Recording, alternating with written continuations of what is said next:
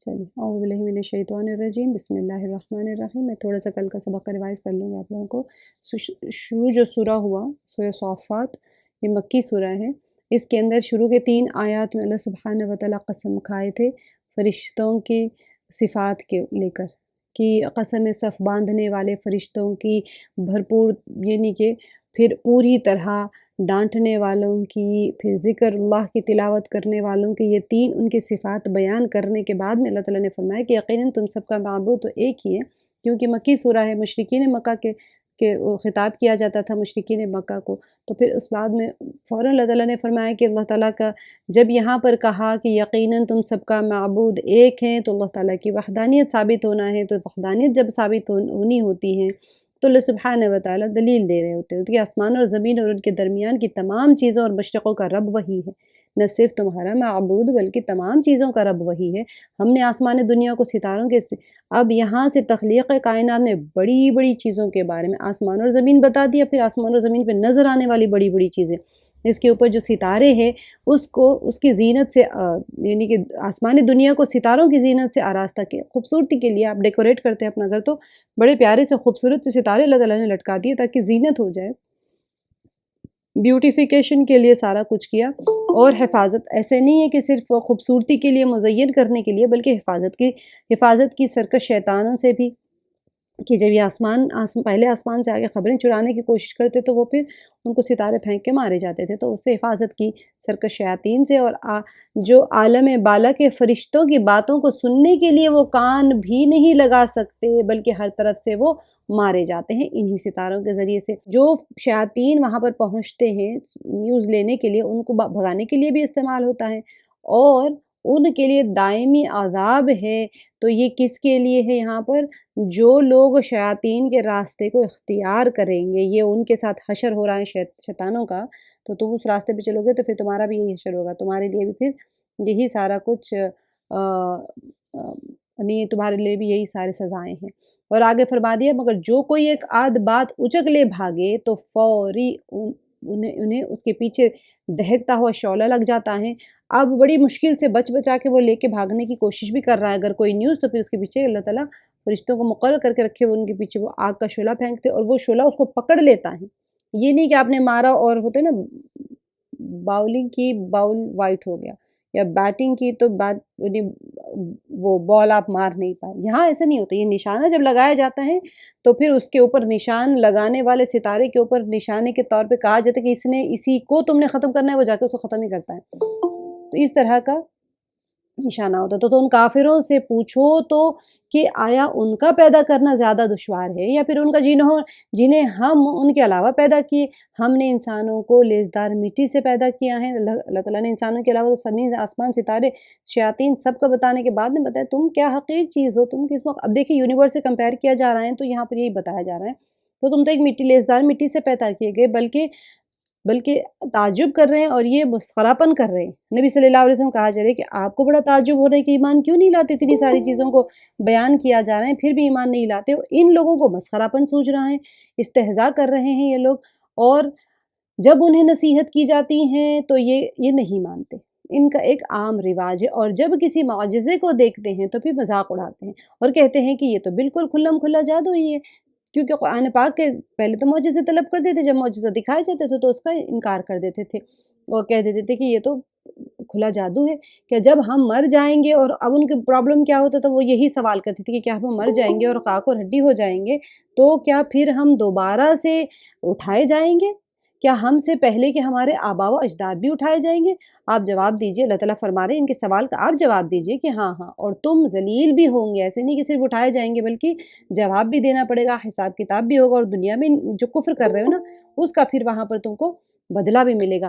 وہ تو صرف ایک زور کی چیخ، یعنی ایک چیخ ہوگی، تو اب یہاں پر یہ جھڑکی ہوگی کہ یکایک یہ دیکھنے لگیں گے۔ اب ان کا جو پروسیجر، وہ پوچھتے تھے کہ اگر مر کے اٹھائے جائیں گے تو کیسے اٹھائے جائیں گے قبروں سے؟ تو نفخہ اولیٰ میں تو سارا قیامت درہم برہم ہو جائے گی، اور نفخہ ثانیہ جو ہوگی، جب ایک جھڑکی ہوگی، ایک چیخ ہوگی، ایک جھڑکی ہوگی، تو اس کے یکایک خبر سے اٹھ جائیں گے और कुछ भी नहीं, यहाँ प्रोसीजर माँ के पेट में जो बन रहे हैं, फिर बड़े हो रहे हैं, छोटे हो रहे हैं, वो कुछ नहीं, एकदम खड़े हो जाओगे तुम और देखने लगोगे। ऐसे नहीं कि फिर खड़े हो गए तो मिट्टी के बुत है, सारे हस्सा, ये नहीं कि देखने लग जाएंगे। इससे मुराद ये है कि इंसान के अंदर सारी बशाशत, उसकी रूह भी उसके अंदर डाली जाएगी और वो फिर सारे उसके ऑर्गन्स भी काम करने लग जाएंगे, अकल, शऊर, सारा कुछ। वक़ालू या वैलना हादा यौमुद्दीन, ये और तो फिर कहा जाएगा और कहेंगे कि हाय हमारी ख़राबी, यही जज़ा सज़ा का दिन है जिसके बारे में कहा जाता था। सब लोग जो गुनहगार होंगे वो ऐसे ही कहेंगे, तो यही फ़ैसले का दिन है जिसे तुम झुठलाते रहे हो। ये फ़रिश्ते, मुमकिन है कि फ़रिश्ते कहेंगे, मुमकिन है कि मुमिनीन कहेंगे उनको कि जब अज़ाब देख लेंगे तो फिर कहेंगे हाय हम, हमारी ख़राबी, यही जज़ा व सज़ा का दिन है जिसका हम दुनिया में इनकार करते थे। तो फिर यही कहा जाएगा उनसे कि यही फ़ैसले का दिन है जिससे तुम झुठलाते रहे हो। आज से हम आयत नंबर 22 से शुरू करेंगे। यहाँ पर उहशुरुल्लज़ीन ज़लमू व अज़वाजहुम वमा कानू यअबुदून मिन दूनिल्लाहि फहदूहुम इला सिरातिल जहीम। अब यहाँ पर असल में रुबा यहाँ ख़त्म होता था, लेकिन वहाँ पर मैंने आयत पे ही रोक दिया था। अब ज़ालिमों को और उनके हमराहियों को और जिन जिन को वो अल्लाह के अलावा परस्तिश करते थे, उन सब को जमा करके उन्हें दोज़ख की राह दिखा दो। हशर कहते हैं जमा करने को, उहशुरु हुक्म है, अम्र का सीगा है, जमा करो, सबको जमा करो। और किसको जमा करना है? ज़ालिमों को और उनके हमराहियों को, यानी जिन्होंने कुफ्र और शिर्क और मासी का इर्तिकाब किया था वो ज़ालिम हो गए, क्योंकि कुफ्र सबसे बड़ा जुल्म अज़ीम है। ये अल्लाह ताला की तरफ से हुक्म होगा कि चलो अब सारे काफिरों को, सब जितने लोगों ने इनकार किया, शिर्क किया, कुफ्र किया, जितने लोगों ने जुल्म किया है किसी भी तरीक़े से अल्लाह ताला के साथ शरीक ठहरा कर, उनको जमा करो। और किसको करो? और उनके हमराहियों को भी जमा करो। अब इससे कौन मुराद है? कुफ्र और शिर्क की तकज़ीब रसूलों के साथ या बाज़ के नज़दीक जिन्नात और शयातीन भी है, जिन्होंने कुफ्र किया, शिर्क किया रसूलों के साथ में, वो लोग हमराही। और फिर बाज़ के नज़दीक ये है कि जिन्नात और शयातीन, और शयातीन मुराद है। और बाज़ कहते हैं कि वो बीवियाँ हैं जो कुफ्र और शरीक में उनके हम नवा थी, जैसे कि अबू लहब की बीवी है, या फिर इस तरह से जितने भी लोग हैं जो काफिर हैं उनकी बीवियाँ उनके साथ देती थी। तो इससे क्या मुराद होता है? फसरीन का ये कौल देखे तो बीवी जो होती है वो उसके शौहर के गुनाह की भी साझेदार होती हैं और नेकियों की भी साझेदार होती है। अगर जन्नती शौहर है तो फिर वो बीवी का बड़ा रोल होता है उसके अंदर। अगर गुनाह कर रहा है शौहर तो फिर उसमें बड़ा बीवी का रोल होता है। रिश्वत के लिए बीवी ही उकसाती है, क्योंकि इतने ख्वाहिशात पेश करती है, मुझे ये चाहिए वो चाहिए, बेचारा जाके हराम कमाने लग जाता है। जब गुनाह करता है तो फिर हमारा भी बहुत बड़ा हिस्सा होता है उसके अंदर।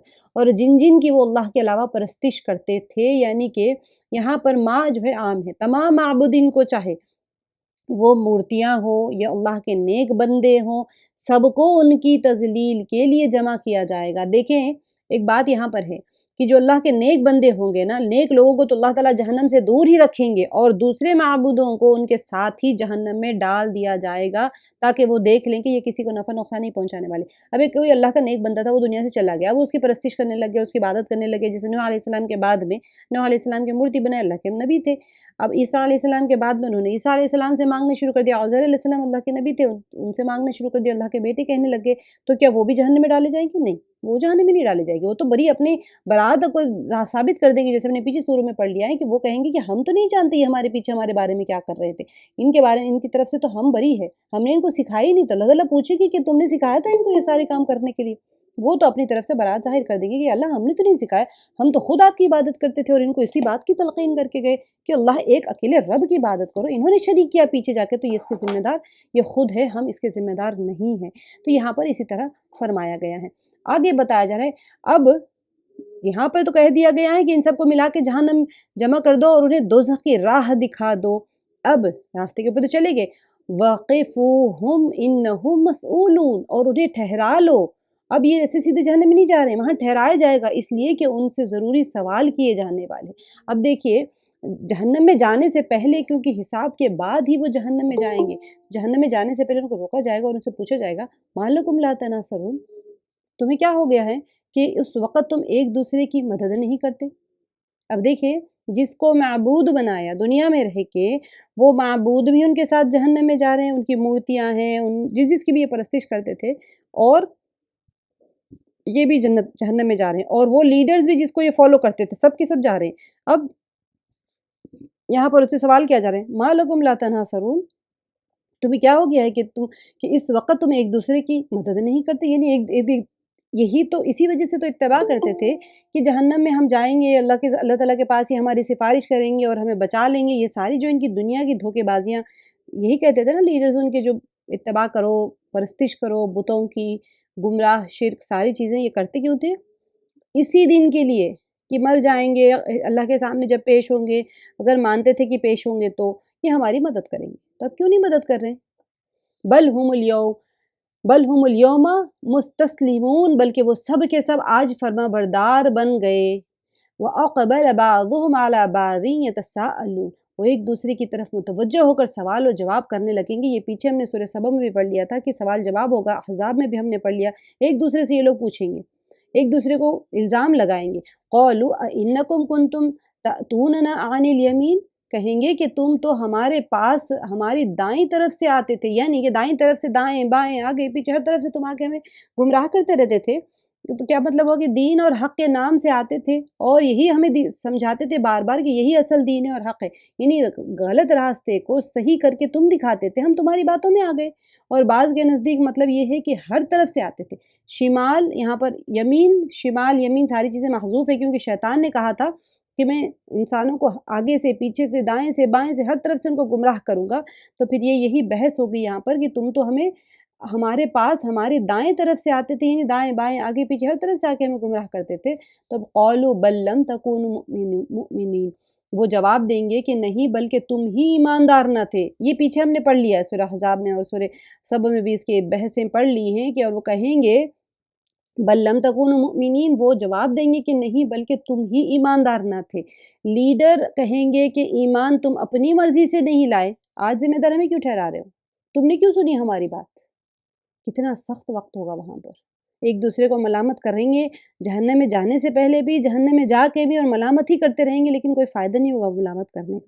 دنیا میں وہی آنسو اور توبہ کر کے انسان اللہ کے سامنے بہا لے، اپنی ذات میں ملامت کر لے، اپنی نفس سے ملامت کر لے کہ میں گنہگار ہوں، تو اللہ تعالیٰ معاف بھی کر دیں گے دنیا میں، کیونکہ دارالعمل ہی ہے، وہاں تو کچھ نہیں ملنے والا ہے۔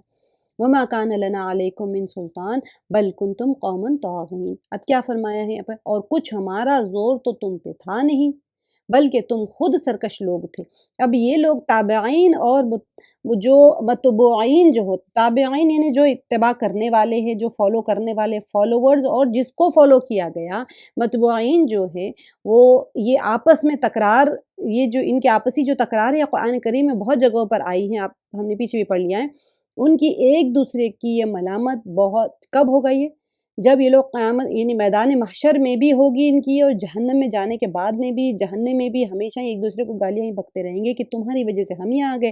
وہ کہیں گے کہ تم نے ہمیں کیوں فالو کیا، ہم نے تو نہیں کہا تھا، تم تو تھے ہی گنہگار، تم ہمارے راستے پہ کیوں چل پڑے تھے۔ فحق علینا قول ربنا انا لذائقون، اب تو ہم سب پر ہمارے رب کی یہ بات ثابت ہو چکی کہ ہم عذاب چکھنے والے۔ اب بے بس ہو گئے، ایک دوسرے کو گالیاں دیتے دیتے اب بے بس ہو گئے، اور کہہ رہے ہوں گے کہ فحق علینا قول ربنا انا لذائقون، اب ہم عذاب چکھنے والے ہیں۔ آگے ہے فاغویناکم انا کنا غاوین، بس ہم نے تمہیں گمراہ کیا، ہم تو خود بھی گمراہ ہی تھے، ہم نے تمہیں، اب یہ جو ہوگا، اب بولتے بولتے آخر یہ لوگ مان ہی لیں گے کہ جس بات کی پہلے انہوں نے نفی کی تھی، انکار کیا تھا کہ ہم نے تمہیں گمراہ نہیں کیا، اب ہم نے تمہیں گمراہ کیا ٹھیک ہے، لیکن ہم نے جان بوجھ کے تمہیں گمراہ نہیں کیا، ہم خود گمراہ تھے، تو پھر تم ہمارے پیچھے آ گئے، ہم نے تمہیں بھی اپنے راستے کی طرف بلا لیا۔ اب اس کا یہاں پر اعتراف ہے کہ ہاں واقعی ہم نے تمہیں گمراہ کیا تھا، لیکن اصل یہ اعتراف اس تنبیہ کے ساتھ کیا کہ ہمیں اس طرح تم تعان مت کرو، ہمیں تعانہ مت دو تم، اس لیے کہ ہم خود بھی تو گمراہ تھے، ایسے نہیں ہوا کہ ہم نے تمہیں گمراہ کر دیا اور ہم جنت میں چلے گئے، ہم سیدھے راستے پہ رہ کے تمہیں گمراہ کر دیا، ہم بھی تو گمراہی تھے، اور ہم نے تمہیں بھی اپنے جیسا ہی بنانا چاہا، اور تم نے آسانی سے ہماری راہ اپنا لی۔ اب یہی چیز شیطان، کیونکہ شیطان ملعون ہے، لعنت کیا گیا، جنت سے نکالا گیا، وہ خود گمراہ ہو گیا اور وہ سب کو گمراہ کر رہا ہے، اور اس کو اللہ تعالیٰ تو کھلی کتاب ہمارے سامنے دے دیے، بار بار بتا رہے ہیں کہ دیکھو یہ ہونے والا ہے، ہمارے سامنے سارا پس منظر اللہ تعالیٰ پیش کر رہے ہیں کہ دیکھو یہ ہونے والا ہے، تم قرآن کو مضبوطی سے پکڑ لو، سنت کو مضبوطی سے پکڑ لو، یہی کامیاب راستہ ہے۔ فَإِنَّهُمْ يَوْمَئِذٍ فِي الْعَذَابِ مُشْتَرِكُونَ، سو اب آج کے دن تو سب کے سب عذاب میں شریک ہیں۔ کیوں؟ اس لیے کہ ان کا جرم بھی ملا جلا تھا، جیسے انہوں نے جرم کیا تھا دنیا میں، بس اب یہاں پر گناہ کیا، شرک کیا، فساد مچایا، جس طریقے کا گناہ کیا دنیا میں، وہ طریقے کا اب چلو تم سارے لوگ گناہ میں برابر کے شریک تھے، اب یہاں عذاب میں بھی تم شریک ہی ہو۔ اِنَّ كَذَلِكَ نَفْعَلُ بِالْمُجْرِمِينَ، ہم گناہ گاروں کے ساتھ اسی طرح کیا کرتے ہیں۔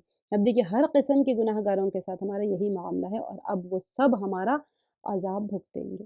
إِنَّهُمْ كَانُوا إِذَا قِيلَ لَهُمْ لَا إِلَٰهَ إِلَّا اللَّهُ يَسْتَكْبِرُونَ، تو یہ وہ لوگ ہیں کہ جب ان سے کہا جاتا ہے کہ اللہ کے سوا کوئی معبود نہیں تو یہ سرکشی کرتے تھے۔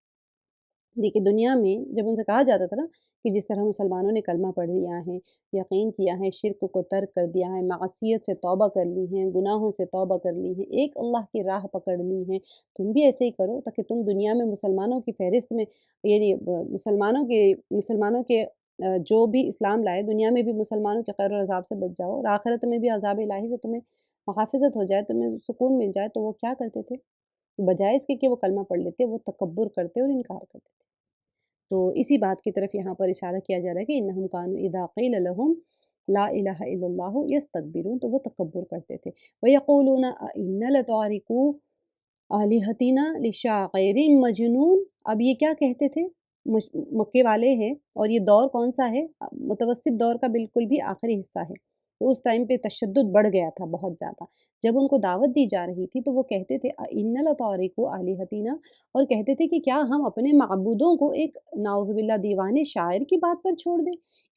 وہ لوگ ایسے نہیں تھا کہ ان کو نہیں پتہ تھا کہ ان کے معبود غلط ہے، ٹھیک ہے؟ وہ تو سمجھتے تھے کہ ہمارے معبود صحیح ہیں، اور وہ سوچتے تھے کہ اگر ہم نبی صلی اللہ علیہ وسلم کی بات کو مان لیں گے تو ہمارے معبود ہم سے ناراض ہو جائیں گے، ہمارے آبا و اجداد بھی انہی معبودوں کی عبادت کرتے تھے۔ تو پھر انہوں نے نبی کریم صلی اللہ علیہ وسلم کو شاعر اور مجنون کہا نعوذ باللہ، اور آپ صلی اللہ علیہ وسلم کی دعوت کو ایک دیوانگی کہا، اور قرآن کو شعر سے تعبیر کیا، اور کہا کہ ایک نعوذ باللہ دیوانے کی دیوانگی پر ہم کیا اپنے معبودوں کو چھوڑ دیں؟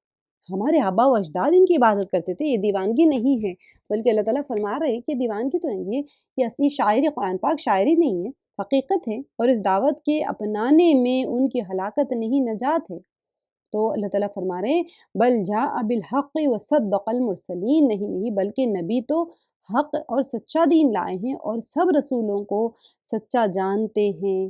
اب یہ نہیں کہ صرف ایک دین لے کے آئے، پچھلے تمام انبیاء نے بھی یہی کیا تھا، ان کی بھی دعوت ایسی ہی ہوا کرتی تھی، وہ بھی تو یہی کیا کرتے تھے، دوسروں کو دعوت دیتے تھے، قرآن پاک کی طرف بلاتے تھے، اور جو کتاب ہے یہ پچھلی انبیاء کی اور پچھلی کتابوں کی بھی تو تصدیق کرنے والی ہے۔ ہمارے جتنے پیغمبر ہوتے ہیں وہ شاعر اور مجنون ہیں، ایسے تو نہیں ہے، جبکہ وہ کچھ دیکھیں اصل میں کیا ہوتا ہے یہاں پر، کوئی عوض تو نہیں پوچھ رہے، کوئی مال تو نہیں پوچھ رہے، وہ جتنے نبی آتے ہیں وہ سچائی کے ساتھ آتے ہیں، حق کی بات لاتے ہیں، اور سب کے پاس ایک ہی دین ہوتا ہے، یہ کوئی دیوانہ اور مجنون کا کام نہیں ہے۔ انکم لذائق العذاب العلیم، یقیناً تم دردناک عذاب کا مزہ چکھنے والے ہو۔ یہاں پر وما تجزون الا ما کنتم تعملون، تمہیں اسی کا بدلہ دیا جائے گا جو تم کرتے تھے۔ یہ جہنمیوں کو اس وقت کہا جائے گا جب وہ کھڑے ایک دوسرے سے پوچھ رہے ہوں گے، اور ساتھ ہی وضاحت کر دی جائے گی کہ یہ ظلم نہیں ہے، بلکہ تمہارے جو تم نے دنیا میں عمل کیا تھا نا اسی کا بدلہ ہے جو تم پا رہے ہو، یہاں پر تمہارے اوپر کوئی ظلم نہیں ہو رہا ہے، سب تمہارے اپنے عملوں کا بدلہ ہے۔ الا عباد اللہ المخلصین، اب دیکھیے یہ پورے جہنمیوں کا اوپر آیت نمبر 39 تک آ گیا، 22 سے لے کے 39 تک۔ اب انسان کو دل میں ڈر ہوتا ہے نا کہ میں کہاں ہوں اس میں، کہیں میرا بھی تو یہی حال نہ ہو جائے۔ اللہ تعالیٰ یہاں پر استثناء کر رہے ہیں کہ نہیں الا عباد اللہ المخلصین، مگر اللہ تعالیٰ کے خالص برگزیدہ بندے، یعنی یہ عذاب سے محفوظ ہوں گے، ان کی کوتاہیوں سے بھی درگزر کر دیا جائے گا اگرچہ ہوں گی، اور ایک ایک نیکی کا اجر انہیں کئی کئی گنا دیا جائے گا۔ بندے کے پاس صرف ایمان کا پاسپورٹ اور ایمان کا ویزا اگر ہو جائے نا تو اللہ کا فضل ہی فضل ہوگا، اس کا ہر گناہ اس کے استغفار اور توبہ کے ساتھ میں مٹتا چلا جائے گا، اس کی ہر نیکی اس کے گناہوں کو دھوتی چلی جائے گی، لیکن شرط یہ ہے کہ وہ شرک میں نہ مبتلا ہو، کلمہ پڑھنے کے بعد میں بھی وہ شرک میں نہ مبتلا ہو۔ اولئک لہم رزق معلوم، انہی کے لیے مقررہ روزی ہیں، اب کس کے لیے ہی؟ نیکوکار مخلص بندوں کے لیے۔ فواکہ وہم مکرمون، ہر طرح کے میوے اور وہ باعزت و اکرام ہوں گے۔ ٹھیک ہے، فی جنات النعیم، نعمتوں والی جنتوں میں، علی سرر متقابلین، اور تختوں پر ایک دوسرے کے سامنے بیٹھے ہوں گے۔ سرر، سریر کہتے ہیں تخت کو۔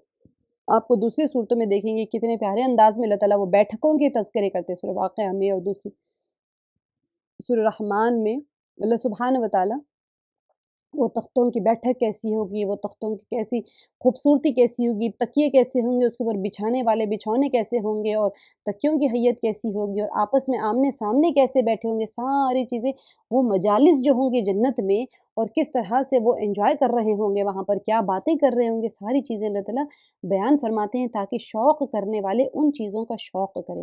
علی سرر متقابلین، تو تختوں پر ایک دوسرے کے سامنے بیٹھے ہوں گے، کیونکہ یوزولی ہوتا یہ ہے کہ مجالس میں ہم بھی بیٹھتے ہیں، فنکشنز میں جا کے سرکل بنا کے بیٹھتے ہیں، تاکہ ایک دوسرے کے سامنے، ایک کے پیچھے ایک ہوگے تو کیسے بات کریں گے؟ تو متقابلین سے مراد آپس میں آمنے سامنے بیٹھیں گے تبھی تو مزہ آتا ہے کوئی یعنی محفل کا۔ اچھا پھر محفل میں بیٹھ گئے تو یطاف علیہم بکأس من معین، اب یہاں پر جاری شراب کے جام کا ان پر دور چل رہا ہوگا۔ کأسن اصل میں شراب کے بھرے ہوئے جام کو، اور قدحن خالی جام کو کہتے ہیں، تو یہ معین جو ہے اس کے معنی ہے جاری چشمہ۔ اس کا مطلب کیا ہوا کہ وہاں پر جنت میں شراب کے چشمے جاری ہوں گے، اور یطاف وہ ان کے پاس میں، طواف کرنے سے مراد یہ ہے کہ بچے چھوٹے چھوٹے ولدان جو ہوتے، چھوٹے چھوٹے بچے ان کے پاس میں شراب کے پیالے لے کے دوڑتے رہے ہوں گے، بس ایک اس کی مہمانی ہوگی وہاں پر، ایک عجیب قسم کی پارٹی، ان اینڈنگ پارٹی چلتی رہے گی وہاں پر، سبحان اللہ۔ بیضاء لذت للشاربین، جو صاف شفاف اور پینے میں لذیذ ہوں گے۔ اب دیکھیں دنیا کی جو شراب ہوتی ہے وہ عجیب طریقے سے گندی ہوتی ہے، رنگ بھی خراب ہوتا ہے، بدبو بھی آ رہی ہوتی ہے اس کو، تو جنت میں وہ اس طرح سے نہیں ہوگی، وہ لذیذ بھی ہوگی اور بیضاء صاف شفاف ہوگی۔ لا فیہا غول ولا هم عنہا ینزفون، نہ اس سے درد سر ہوگا اور نہ اس کے پینے سے بہکیں گے، ٹھیک ہے، یعنی دنیا کی شراب کی طرح اس میں قے سر درد، ایک انسان بھی کوئی چیز کو انجوائے کرنا ہو تو آپ تو ہوش حواس میں رہے نا، پینے کے بعد میں مدہوش ہو گئے، الٹیاں کر رہے ہیں، پاگل ہو گئے، بے ہوش ہو گئے، کہیں پڑ گئے ہیں جا کے، ہوش حواس نہیں ہے تو پھر کیا انجوائے کریں گے اس چیز کو، لیکن جنتی شراب ایسی نہیں ہوگی، اس کے اندر نہ سر درد ہوگا اور نہ ہی اس کے پینے سے بہکیں گے۔ وعندہم قاصرات الطرف عین، اور ان کے پاس نیچی نظروں بڑی بڑی آنکھوں والی حوریں ہوں گی۔ اب یہاں پر ایک سوال ہوتا ہے کہ بھئی کیا صرف مردوں کو حوریں ملیں گی، تو پھر جنتی عورتوں کو کیا ملیں گی؟ جنتی عورتوں کو ان کے ازواج ملیں گے، شوہر ملیں گے ان کو، اور اگر وہ شوہر کسی وجہ سے عورت مؤمنہ تھی، شوہر مشرک یا کافر تھا، تو اللہ تعالیٰ وہاں پر زوج دے دیں گے، زوج سے مراد جوڑا اللہ تعالیٰ عطا فرما دیں گے اور جنتی عورتوں کو۔ بڑی اور موٹی آنکھیں حسن کی علامت ہے، یعنی حسین آنکھیں ہوں گی۔ عندہم قاصرات الطرف عین، بڑی بڑی آنکھوں والی، خوبصورت نیچی نگاہوں والی اور بڑی بڑی آنکھوں والی حوریں ہوں گی۔ کأنہن بیض مکنون، ایسی جیسے چھپائے ہوئے انڈے۔ دیکھیے چھپائے ہوئے انڈے آپ ہم تصور ہی نہیں کر سکتے جو اللہ تعالیٰ کہہ رہے ہیں۔ اللہ تعالیٰ بھی اس کی جو میں آپ کو تفسیر بتاؤں گی تو وہاں پر مفسرین نے بڑی خوبصورتی سے اس کے بیان کیے ہیں کہ کیا ہوتی ہے مکنون، کیا ہوتا ہے بیض مکنون کسے کہتے ہیں، اور وہ یہاں تو یہ جو اس کی جو تفسیر ہے، چھوٹی سی تفسیر میں یہ ہے کہ شتر مرغ اپنے پروں کے نیچے چھپائے ہوئے، یعنی کہ جو ایسے جیسے چھپائے ہوئے انڈے جو ہوتے ہیں نا، شتر مرغ کا انڈا کہتے ہیں کہ وہ پروں کے اندر چھپائے ہوئے رہتا ہے، اور جس کی وجہ سے وہ ہوا اور گرد و غبار سے وہ محفوظ رہے، شتر مرغ جو ہوتا ہے وہ، تو کہتے ہیں کہ شتر مرغ کے انڈے اصل میں خوش رنگ ہوتے بہت زیادہ، اور وہ ایک سفید نہیں ہوتے، زردی مائل ہے، تھوڑا سا ریڈش کلر ہوتا اس کا، اور اس کے اندر تھوڑی سفید بھی ہوتا اور زردی بھی رہتی اس کے اوپر، اور ایسے رنگ ایک حسن و جمال کی دنیا میں سب سے عمدہ سمجھا جاتا ہے، ٹھیک ہے، تو اس لحاظ سے یہ تشبیہ صرف سفیدی میں نہیں ہے بلکہ خوش رنگی اور حسن اور رعنائی میں، تو وہ ان کی خوبصورتی اور حسن کو سب بیان کرنے کے لیے ایک بتایا جا رہا ہے کہ چھپائے ہوئے انڈے، لیکن ممکن ہے ان کی خوبصورتی کو کوئی تصور ہی نہیں کر سکتا۔ فَأَقْبَلَ بَعْضُهُمْ عَلَى بَعْضٍ يَتَسَاءَلُونَ، اب دیکھیں جنتی ایک دوسرے کی طرف رخ کر کے پوچھیں گے، کیا پوچھیں گے؟ جنتی جو ہوتے ہیں نا جنت میں ایک دوسرے کے ساتھ میں بیٹھے ہوئے اپنے مجالس میں بیٹھے ہوں گے، دنیا کے واقعات یاد کر کے ایک دوسرے کے ساتھ وہ لوگ باتیں کریں گے۔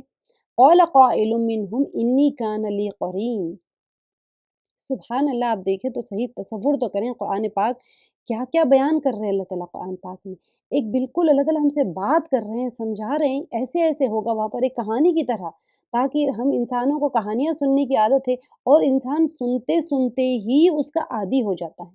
اسی لیے جو ہم روزانہ قرآن پاک پڑھنے کی جو تلقین کی گئی ہے وہ اسی لیے کہ سمجھ کے روز سنتے سنتے سنتے سنتے انسان کی نیچر بن جاتا ہے، وہ چیزیں اس کے اندر اتر جاتی ہیں، پھر وہ اس کے لیے عمل کوئی مشکل چیز نہیں ہوتی، وہ آسانی سے عمل کرنے، کیونکہ بار بار روزانہ پڑھ رہے ہیں جنت میں یہ ہوگا، جنت میں وہ ہوگا، تو پھر وہ جنت کے ہی تصورات میں رہے گا، بھئی گناہ کریں گے تو جہنم میں جائیں گے تو وہ توبہ کرتا ہی رہے گا ہمیشہ۔ ہم جو پڑھتے ہیں بغیر سمجھے کے دیکھیے کتنا اہم ہوتا ہے، اللہ سبحانہ وتعالیٰ کی جو بات اللہ تعالیٰ کہہ رہے ہیں اس کو سمجھنے کے لیے کتنا اہم چیز ہے۔ قال قائل منهم انی کان لی قرین، ان میں سے ایک کہنے والا کہے گا کہ میرا ایک ساتھی تھا، یقول اِنَّکَ لَمِنَ الْمُصَدِّقِینَ، جو مجھ سے کہا کرتا تھا کہ کیا تو قیامت کے آنے کا یقین کرنے والوں میں سے ہے؟ یعنی کہ یہ بات وہ استہزاء کے طور پہ کرتا، مذاق کے طور پہ کرتا تھا کہ اچھا ان کا مقصد کیا تھا؟ اس کا یہ تھا کہ تو یہ تو ناممکن ہے، کیا ایسا ممکن ہو سکتا ہے کہ تم اس کو یقین کر رہے ہو؟ میں تو نہیں مانتا اس چیز کو، گویا کہ مذاق کے طور پہ کہتے ہیں نا ایسے۔ اِذَا مِتْنَا وَكُنَّا تُرَابًا وَعِظَامًا أَإِنَّا لَمَدِينُونَ، اب یہاں پر ایک چیز سمجھنے والی ہے، کیا جب کہ ہم مر کے مٹی اور ہڈی ہو جائیں گے کیا اس وقت ہم جزا دیے جانے والے ہیں؟ اب دیکھیے یہ جو سوال تھا نا ان کا مر کے اٹھائے جانے کا یہی تھا، یعنی ہمیں زندہ کر کے ہمارا حساب لیا جائے گا اور پھر اس کے مطابق جزا دی جائے گی، ہم تو مٹی ہو جائیں گے، ہڈیاں ہو جائیں گے، ختم ہو جائیں گے، تو کیا پھر ہم دوبارہ اٹھائے جائیں گے؟ اِذَا مِتْنَا، جب ہم مر جائیں گے، وَكُنَّا تُرَابًا اور مٹی ہو جائیں گے، وَعِظَامًا اور ہڈیاں ہو جائیں گے، تو کیا ہوگا؟ اِنَّا لَمَدِينُونَ، کیا پھر ہمیں جزا دی جائے گی؟ یہ کیسے ممکن ہو سکتا ہے؟ تو اللہ تعالیٰ نے کیا بتا دیا پیچھے کی آیت میں آپ نے پڑھ لیا کہ نفقہ ثانی جو ہوگی وہ ایک چیخ کی طرح ہوگی، وہ اچانک اپنے قبروں سے اٹھ جائیں گے اور وہ مٹی نہیں ہوں گے، یکایک وہ کھڑے ہو جائیں گے اور وہ دیکھنے لگ جائیں گے، یعنی ان کو بینائی بھی مل جائے گی اور وہ کھڑے ہو جائیں گے بالکل صحیح سالم، ان کے اندر روح بھی ڈال دی جائے گی۔ ایسے نہیں کہ مٹی کا پتلا کھڑا ہے، آپ پورے جسامت کے ساتھ کھڑے ہو جائیں گے اور یہ اچانک ہوگا۔ اللہ تعالیٰ چاہتے تو یہ بتدریج جو ماں کے پیٹ سے پروسیجر ہو کے بچہ دنیا میں آئے، اللہ تعالیٰ چاہتے تو اچانک ایک جوان کو کھڑا کر دیتے زمین میں سے، لیکن یہ پروسیجر ہے، انسان کو ایک عبور تکوینی کے طور پہ اس چیز سے ہم سب کو گزرنا ہے، یہ ایک پروسیجر ہے، وہ بھی ایک پروسیجر ہے کہ ایک نفخہ ثانی ہوگی اور ختم، سب اٹھ کے کھڑے ہو جائیں گے اپنی اپنی قبروں سے اور تیزی سے محشر کی طرف دوڑ کے چلے جائیں گے۔ قَالَ هَلْ أَنْتُمْ مُطَّلِعُونَ، کہے گا تم چاہتے ہو کہ جھانک کر دیکھ لو؟ سبحان اللہ، دیکھیں جنتی لوگ جہنم میں جھانک کے دیکھ سکتے اور سوچیں کیا شکر ادا کر رہے ہوں گے وہ لوگ وہاں پر جب پہنچ جائیں گے کہ اللہ سبحانہ وتعالیٰ نے ہمیں اس سخت ترین عذاب سے بچا لیا ہے۔ تو دیکھیں اب یہاں پر کہا جا رہا ہے قولا، وہ بندہ جو کہا نا میرا ایک دوست تھا دنیا میں اور وہ اس طرح سے کہتا تھا مجھ سے، تو کہا قولا، وہ کہا تو کہے گا تم چاہتے ہو کہ جھانک کر دیکھ لو؟ یعنی وہ جنتی اپنے جنت کے ساتھیوں سے کہے گا کہ کیا تم پسند کرتے ہو کہ ذرا جہنم میں جھانک کر دیکھے، شاید مجھے یہ باتیں کہنے والا وہاں پر نظر آ جائے اور جو تمہیں بتلا دے، تو تم کو بتلا دوں گا میں، دیکھو یہ شخص تھا جو مجھے یہ باتیں کیا کرتا تھا۔ فَاطَّلَعَ، تو جھانکتے ہی، فَرَآهُ فِي سَوَاءِ الْجَحِيمِ، تو وہ اسے بیچوں بیچ جہنم کے جلتا ہوا دکھے گا۔ اللہ اکبر کبیرہ۔ قالت اللہ ان کدت لتردین، اب دیکھیے یہ بندہ جو جنتی ہے نا وہ کہے گا واللہ قریب تھا کہ تم مجھے بھی برباد کر دے، میں تیری بات اگر دنیا میں مان لیتا تو میں بھی تیری طرح وہاں جل رہا ہوتا تھا۔ وَلَوْلَا نِعْمَةُ رَبِّي لَكُنْتُ مِنَ الْمُحْضَرِينَ، اگر میرے رب کا احسان نہ ہوتا تو میں بھی دوزخ میں حاضر کیے جانے والے میں ہوتا۔ ہمیں کتنا شکر ادا کرنا چاہیے کہ اللہ تعالیٰ نے ہمیں ایمان کی دولت سے نوازا ہے، سبحان اللہ، یعنی جھانکنے پر اسے جہنم کے وسط درمیان بالکل میڈل آف دا جہنم میں وہ شخص نظر آ جائے گا۔ ایسے نہیں ہے کہ وہ وہاں پر ہی ہوگا، ہر بندہ وہیں پر ہوگا، لیکن ایک اللہ تعالیٰ واقعہ بیان کر رہے ہیں کہ اس کو نظر آ جائے گا وہاں پر، تو یہ ممکن ہے کہ اللہ تعالیٰ اس کی نظر ہی وہاں ڈال رہے ہیں جہاں پر وہ بندہ ہے، کیونکہ جنتی تو جو تمنا کرتا ہے اس کو مل جاتی ہے، تو اسے دیکھنا چاہ رہا ہے تو اللہ تعالیٰ نے اسے دکھا دیا، تو وہ شخص نظر آ جائے گا اور اسے یہ جنتی کہے گا کہ مجھے بھی تو گمراہ کر کے ہلاکت میں ڈالنا تھا، تو ایسے ہی کر رہا تھا، مجھے خود گمراہ کر دیتا تھا، یہ تو مجھ پر اللہ کا احسان ہوا، ورنہ آج میں بھی تیرے ساتھ جہنم میں ہوتا۔ اس سے آپ یہ سمجھ لیں کہ جو ہمارے ساتھ خیر ہوتا ہے یہ اللہ کا احسان ہوتا ہے، جو ہمارے ساتھ برائی کوئی ہوتی ہے ہمارے اپنے بدعملیوں کا ہم کھیتی کاٹ رہے ہوتے ہیں۔ عموماً ہوتا یہ ہے کہ بندہ سوچتا ہے کہ کوئی پریشانی آ گئی، مجھے اللہ کی طرف سے کیوں پریشانی آ گئی، نہیں، پریشانی تو ہمارے اپنے اعمال کی وجہ سے ہوتی ہے، لیکن خیر تمام کا تمام جب ہوتا ہے تو ہم پتہ نہیں کسی کو کریڈٹ دے دیتے ہیں ان کی وجہ سے ہوا ہے، حالانکہ خیر تمام کا تمام اللہ کی طرف سے ہوتا ہے۔ جب بھی کوئی ہماری طرف خیر آئے تو پھر ہمیں یہی شکر ادا کرنا چاہیے کہ یہ تو اللہ تعالیٰ نے ہمارے اوپر کرم کیا، اس خیر کو ہمارے نصیب میں فرما دیا۔ افما نحن بمیتین، کیا یہ صحیح ہے کہ ہم مرنے والے ہی نہیں؟ اب دیکھیے، یہ جو جہنمیوں کا حشر دیکھ لے گا نا بندہ، اس کو دیکھ کر جنتی کے دل میں ایک رشک کا جذبہ مزید اور پیدا ہو جائے گا۔ وہ کہے گا کہ ہمیں جو جنت کی زندگی اور اس کی نعمتیں ملی ہیں، کیا ہم اسے ہمیشہ رہیں گے یا ہمیں بھی موت آ جائے گی؟ کہ ہم بھی مرنے کے بعد ابھی ایک ٹیمپرری تو نہیں ہے یہ چیز جو ہم جس سے گزر رہے ہیں، اور اب ہمیں موت آنے والی نہیں ہے، تو یہ استفہام تقریری ہے، یعنی کہ اب یہ زندگیاں دائمی ہیں۔ افما نحن بمیتین، کیا یہ صحیح ہے کہ ہم مرنے والے ہی نہیں ہیں؟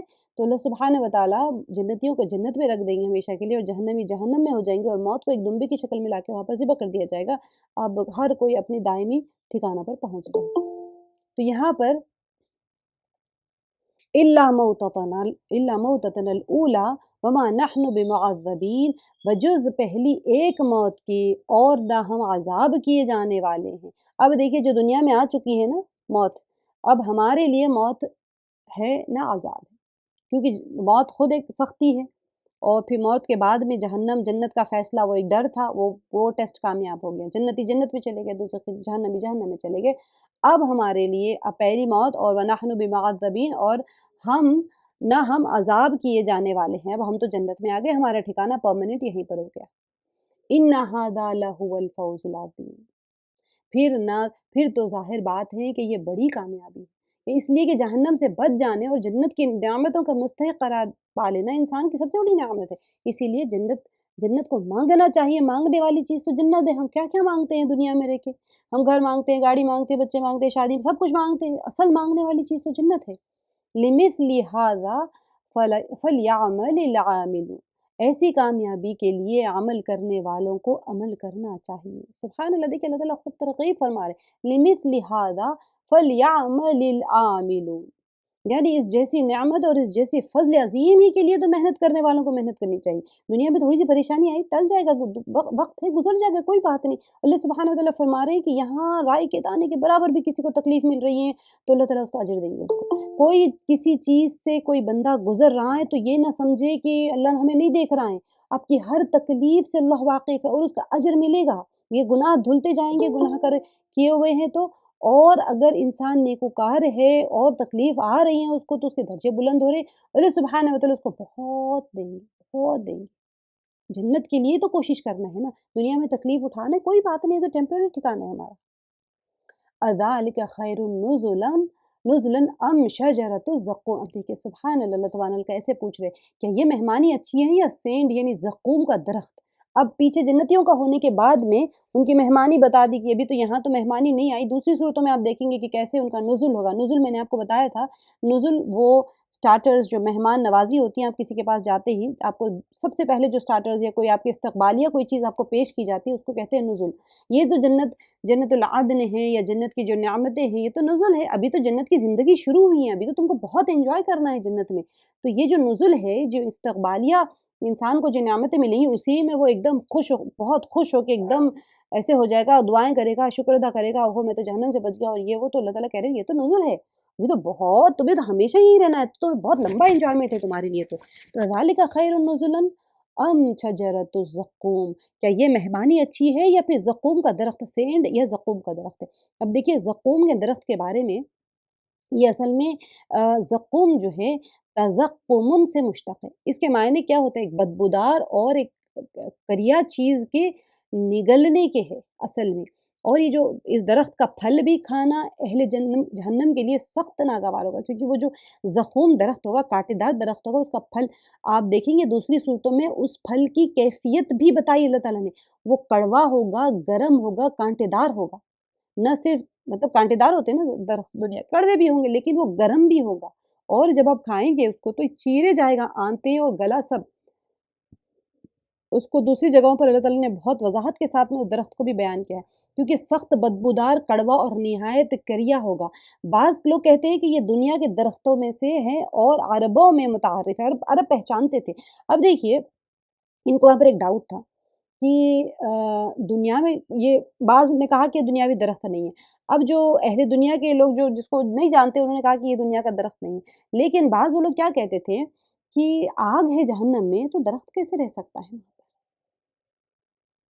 یہ بھی تو ان کا ایک سوال ہوتا تھا، اللہ تعالیٰ اس کا جواب بھی فرماتے ہیں کہ إِنَّ جَعَلْنَاهَا فِتْنَةً لِلظَّالِمِينَ، جسے ہم نے ظالموں کے لیے سخت آزمائش بنا رکھا ہے۔ اب دیکھیے آزمائش اس لیے ہے کہ اس کا پھل کھانا بجائے خود ایک بڑی آزمائش ہے۔ وہ کیسے کھائے؟ اتنا بھوکا ہو جائے گا جہنم میں۔ اللہ تعالیٰ حفاظت فرمائے ہم سب کی جہنم کے اس عذاب سے کہ وہ درخت کا وہ کڑوا پھل کھا لے گا، کانٹے دار ہوگا، بدبودار ہوگا اور گرم ہوگا۔ بعض نے اسے اس اعتبار سے آزمائش کہا کہ اس کے وجود کا انہوں نے انکار کیا۔ جہنم میں انہوں نے کہا تھا کہ آگ ہوگی تو درخت کیسے ہوگا، تو یہ اس لیے ان کے لیے آزمائش ہوگی، اچھا تم دنیا میں درخت ہونے کا ہی انکار کرتے تھے، اب کھاؤ اس کو۔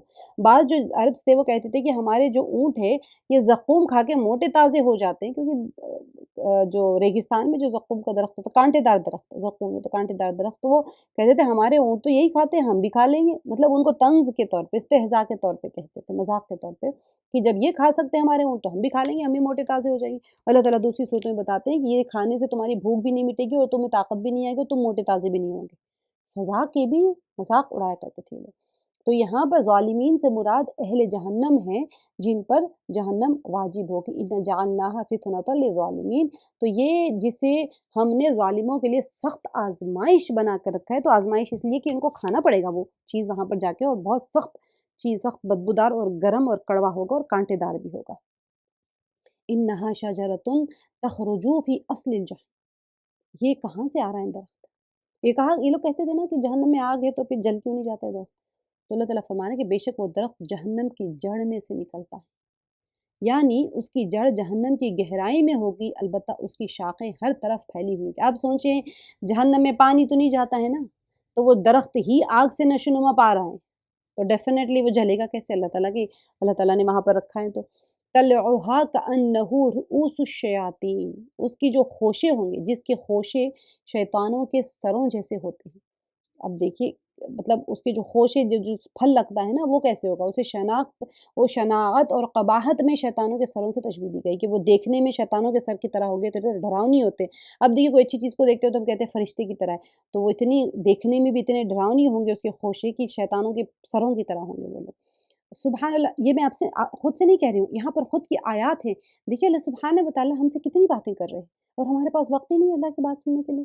طلعها كأنه رؤوس الشیاطین، یہ اللہ کا کلام ہے، یہ جس کے خوشے شیطانوں کے سروں جیسے ہوتے ہیں۔ فَإِنَّهُمْ لَآكِلُونَ مِنْهَا فَمَالِئُونَ مِنْهَا الْبُطُونَ، اللہ تعالیٰ فرما رہے ہیں کہ جہنمی اسی درخت میں سے کھائیں گے۔ فَإِنَّهُمْ لَآكِلُونَ، عقل کہتے کھانے کو، تو لَآكِلُونَ وہ کھا رہے ہوں گے اس درخت سے، فَمَالِئُونَ پیٹ بھر رہے ہوں گے، مِنْهَا بُطُونَ تو اور اسی سے وہ پیٹ بھریں گے، یعنی یہ انہیں نہایت کراہت سے کھانا پڑے گا، جس سے ظاہر بات ہے کہ پیٹ بوجھل ہی ہوں گے، بھرنے کے تو سوال ہی نہیں، وہ تو پیٹ چیرے جاتے ہیں، لیکن کھانا تو پڑے گا ان کو، جہنم کی غذا ان کی وہی ہوگی۔ تو اللہ تعالیٰ نے کیا فرمایا پیچھے آیت میں کہ اذالک خیر نزلا ام شجرۃ الزقوم، تو جنت کی نزل بہتر ہے تمہارے لیے، جہنم چاہیے۔ ثم ان لهم علیہا لشوبا من حمیم، پھر اس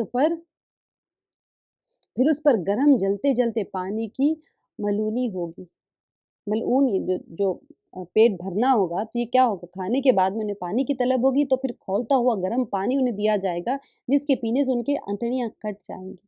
کھولتا ہوا پانی جو گندگیاں جو بہہ رہی ہوں گی نا زخموں میں سے جہنمیوں کے، وہ ان کو پینے کے لیے دیا جائے گا، اور کھولتا ہوا پانی ہوگا جس سے ان کی آنتیں کٹ جائیں گی۔ اللہ سبحانہ وتعالی ہم سب کی حفاظت فرمائے، اور جب ہم جہنم سے پناہ مانگے تو یہ تصور ہمارے ذہن میں ہو کہ جو اللہ تعالیٰ فرما رہے ہیں کہ ہاں یہ چیز ہے جس سے پناہ مانگنے والوں کو پناہ مانگنی چاہیے، اور جنت وہ چیز ہے جس کے لیے کوشش کرنے والوں کو کوشش کرنی چاہیے۔ ثم ان مرجعہم لإلی الجحیم، پھر ان سب کا لوٹنا جہنم کی آگ کے ڈھیر کی طرف ہوگا۔ اب دیکھیے زقوم کے کھانے اور گرم پانی کے پینے کے بعد میں انہیں دوبارہ جہنم میں پھینک دیا جائے۔ یہ ایک ادھر سے ادھر، بھوک لگے گی جہنم، وہ درخت کھائیں گے، پھر پانی پئیں گے، پھر واپس جہنم میں جائیں، پھر وہاں عذاب بھگتتے رہیں گے، یہ ایسے ہی ہو پائیں گے۔ ثم ان مرجعہم، لوٹائے جائیں گے، الی الجحیم، جہنم کی طرف میں۔ اب انہم الفوا آباءہم ضالین، یقین مانو کہ انہوں نے اپنے باپ دادا کو بہکا ہوا پایا، ان کے باپ دادا بہکے ہوئے تھے، انہی کو فالو کر رہے تھے۔ فہم علی آثارہم یہرعون، اور یہ انہی کے نشان قدم پر دوڑتے رہے۔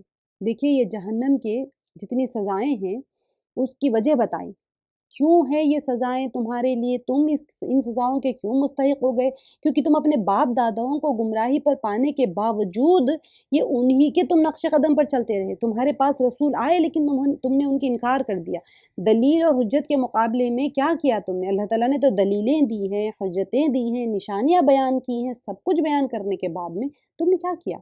تم نے ان کی اندھی تقلید کی، ان کو فالو کر لیا اندھا۔ یہ جو آیا ہے اہراؤن، یہ یہرعون جو ہے، اہراؤن اصل میں اسراؤن کے معنی میں، یعنی کہ دوڑنا اور نہایت شوق سے اور لپک کر پکڑنا اور اختیار کرنا۔ یعنی تم نے کیا کیا؟ اپنے آباء و اجداد کے نقش قدم پر دوڑتے رہے، تم انہی کو فالو کرتے رہے تم۔ یہ اصل سب سے خطرناک چیز ہے۔ اللہ سبحانہ وتعالیٰ نے جو سورہ فاتحہ میں ہمارے نماز کے بعد پڑھتے ہیں نا، اہدنا الصراط المستقیم، جب کبھی ہم پریشان ہو نا، ہمیں راستہ سمجھ نہیں آتا ہے، اللہ تعالیٰ سے مانگنا چاہیے، اللہ ہماری رہنمائی کیجیے، ہمیں ہدایت عطا کیجیے سیدھے راہ کی۔ ہم نہیں جانتے کہ راستہ سیدھا کیا ہے، آپ ہمیں ہدایت عطا فرمائیے، ہمارا ہاتھ پکڑ کر، انگلی پکڑ کر اس راستے پر چلائیے۔ ہمیں نہیں پتہ، ہمیں چلنا بھی نہیں آتا، ہمیں علم بھی نہیں، ہمیں سمجھ بھی نہیں ہے کہ کون سا راستہ صحیح ہے، کون سا غلط ہے۔ اللہ سبحانہ وتعالیٰ سے جب بندہ مانگتا ہے تو اللہ تعالیٰ ضرور اس کو عطا کرتے ہیں۔ وَلَقَدْ ضَلَّ قَبْلَهُمْ أَكْثَرُ الْأَوَّلِينَ، آیت نمبر 71 ہے، ان سے پہلے بھی بہت سے اگلے بہک چکے ہیں، یعنی یہی گمراہ نہیں ہوئے، تم سے پہلے بھی بہت سارے لوگ گمراہ ہو چکے ہیں۔ کیوں؟ کیونکہ وہ اپنے آباء و اجداد کی گمراہی والے راستے پر چلتے رہے، گمراہ ہو گئے۔ اب مکے والوں کو کہا جا رہا ہے، اور نبی صلی اللہ علیہ وسلم کو، مؤمنین کو بھی کہا جا رہا ہے، یہ آپ لوگ پریشان ہو کر ایمان نہیں لا رہے، تو ان لوگوں کو بھی کہا جا رہا ہے کہ تم اکیلے گمراہ نہیں ہو رہے، تم اکیلے استہزاء نہیں کر رہے ہو، تم اکیلے آج تکبر نہیں کر رہے ہو، انکار نہیں کر رہے ہو، رسولوں کے اور کتابوں کا انکار نہیں کر رہے ہو، بلکہ پچھلے قوموں نے بھی کر دیا۔ وَلَقَدْ أَرْسَلْنَا فِيهِمْ مُنذِرِينَ، جن میں ہم نے ڈرانے والے رسول بھیجے تھے۔ اب کون گمراہ ہوئے تھے؟ دیکھیں یہاں پر یہ جب لا آتا ہے نا آیت کے اینڈ پہ، تو آپ سمجھ لیں کہ اس کے آیت کا کنٹینیوشن آگے ہے اور ترجمہ مکمل وہاں ہوگا۔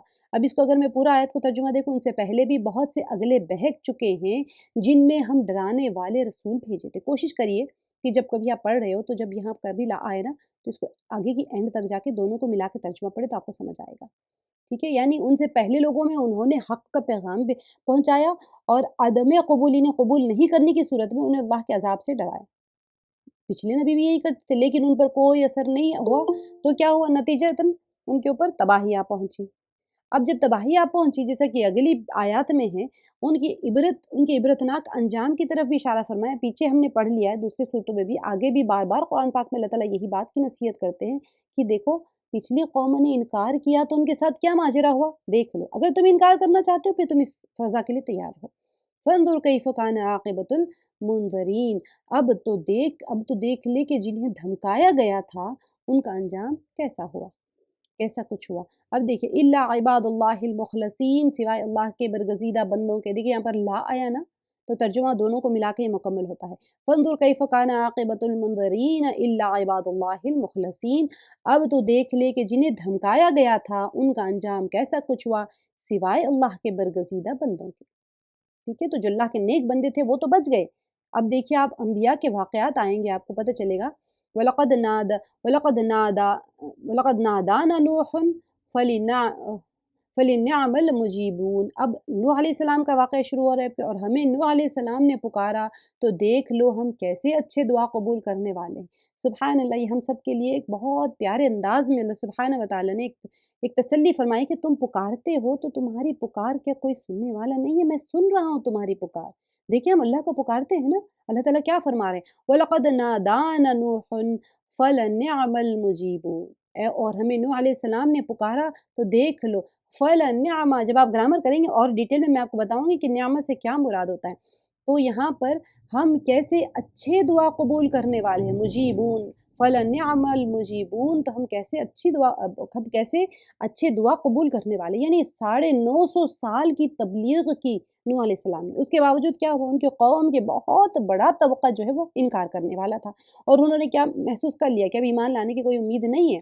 تو انہوں نے اپنے رب کو پکارا، فَدَعَا رَبَّهُ أَنِّي مَغْلُوبٌ فَانتَصِرْ، سورہ قمر میں آپ پڑھیں گے انشاءاللہ. تو یہ یا اللہ میں مغلوب ہوں، میری مدد فرما. اب کیا ہوا، چنانچہ ہم نے نوح علیہ السلام کی دعا قبول کی اور ان کی قوم کو طوفان بھیج کر ہلاک کر دیا. آگے فرمائیں وَنَجَّيْنَاهُ وَأَهْلَهُ مِنَ الْكَرْبِ الْعَظِيمِ، ہم نے اسے یعنی نوح علیہ السلام کو اور ان کے گھر والوں کو، اب دیکھیے اہلن سے مراد حضرت نوح علیہ السلام پر ایمان لانے والے بھی ہیں، ٹھیک ہے، جن میں ان کے گھر کے افراد بھی ہیں، اور جو کہ مومن تھے، جو مومن تھے افراد وہ اہلن میں شمار ہو جائیں گے. ان کی زوجہ اور ایک بیٹا ایمان نہیں لایا تھا تو وہ ان کی اہل میں نہیں ہوں گے. بعض مفسرین نے ان کی کل تعداد 80 بتلائی جو نوح علیہ السلام کے اوپر ایمان لائے، صرف 80 لوگ، 900 سال دعوت دیتے رہے، صرف 80 لوگ ایمان لائے. اس میں آپ کی بیوی اور ایک لڑکا شامل نہیں ہے جو مومن نہیں تھے، تو ان کو طوفان نے ان کو غرق کر دیا تھا. اور کرب عظیم جو تھا وہ ایک بہت بڑی مصیبت ہے، اس سے مراد وہ سیلاب تھا. آپ سب کو بتائے کہ سیلاب آیا تھا نوح علیہ السلام کو اور سب کو غرق کر دیا تھا. تو یہاں پر وَنَجَّيْنَاهُ وَأَهْلَهُ مِنَ الْكَرْبِ الْعَظِيمِ، اور ہم نے ان کو نوح علیہ السلام کو اور ان کے گھر والوں کو اس زبردست مصیبت سے بچا لیا. وَجَعَلْنَا ذُرِّيَّتَهُ هُمُ الْبَاقِينَ، اور اس کی اولاد کو ہم نے باقی رہنے والی بنا دی. اب نوح علیہ السلام کی اولاد دیکھیں، اکثر مفسرین کے قول کے مطابق حضرت نوح علیہ السلام کے 3 بیٹے تھے، ٹھیک ہے، حام، ثام اور یافث. یہ آپ دیکھیں گے جب بھی میں آپ کو تفسیر بتاتی رہوں گی وہاں پر بھی آتا رہے گا. اب ان کے اس سے بعد کی جتنی نسل انسانی چلی ہے نا، اسی لیے حضرت نوح علیہ السلام کو آدم ثانی بھی کہا جاتا ہے، کیونکہ اس وقت سب ختم ہو گیا تھا روئے زمین کے اوپر. تو یعنی آدم علیہ السلام کی طرح آدم علیہ السلام کے بعد یہ دوسرے ابو البشر ہیں. بعض مفسرین کا قول ہے، ٹھیک ہے. کبھی کبھی مفسرین کے اقوال ہسٹری سے کانٹراڈکٹ کر جاتے ہیں، تو اس کا مطلب یہ نہیں ہے کہ آپ کہیں کہ قرآن میں ہم نے اسے پڑھا تھا. آیت میں یہ نہیں ہے، مفسرین کے اقوال میں کانٹراڈکشن آ سکتا ہے، تو کوئی مسئلہ نہیں ہوتا ہے، مفسرین کے اقوال ہے. قرآن میں کبھی بھی کوئی سائنس، کوئی ہسٹری میں کانٹراڈکشن نہیں آ سکتا، کبھی بھی نہیں آتا، ٹھیک ہے. اللہ تعالیٰ نے اتنا فرما دیا کہ وَجَعَلْنَا ذُرِّيَّتَهُ هُمُ الْبَاقِينَ، اور اس کی اولاد کو ہم نے باقی رہنے والی بنا دی، ٹھیک ہے. اب یہاں پر ان کی جو نسل کے بارے میں ہے کہ سام کی نسل سے عرب، فارس، روم اور یہود نصارہ سارے ہیں، ٹھیک ہے. حام، سام اور یافس 3 اولادیں تھیں ان کی. اب حام کی نسل سے سوڈان جو مشرق اور مغرب تک ہے، اور یعنی کہ سندھ، ہند، نوب، رند اور حبشہ، قبط اور بربر وغیرہ، یہ ساری جگہیں ہیں جو کہ اولاد حام سے، تو ہمارا ہندوستان بھی انہی کے اولاد میں سے ہے.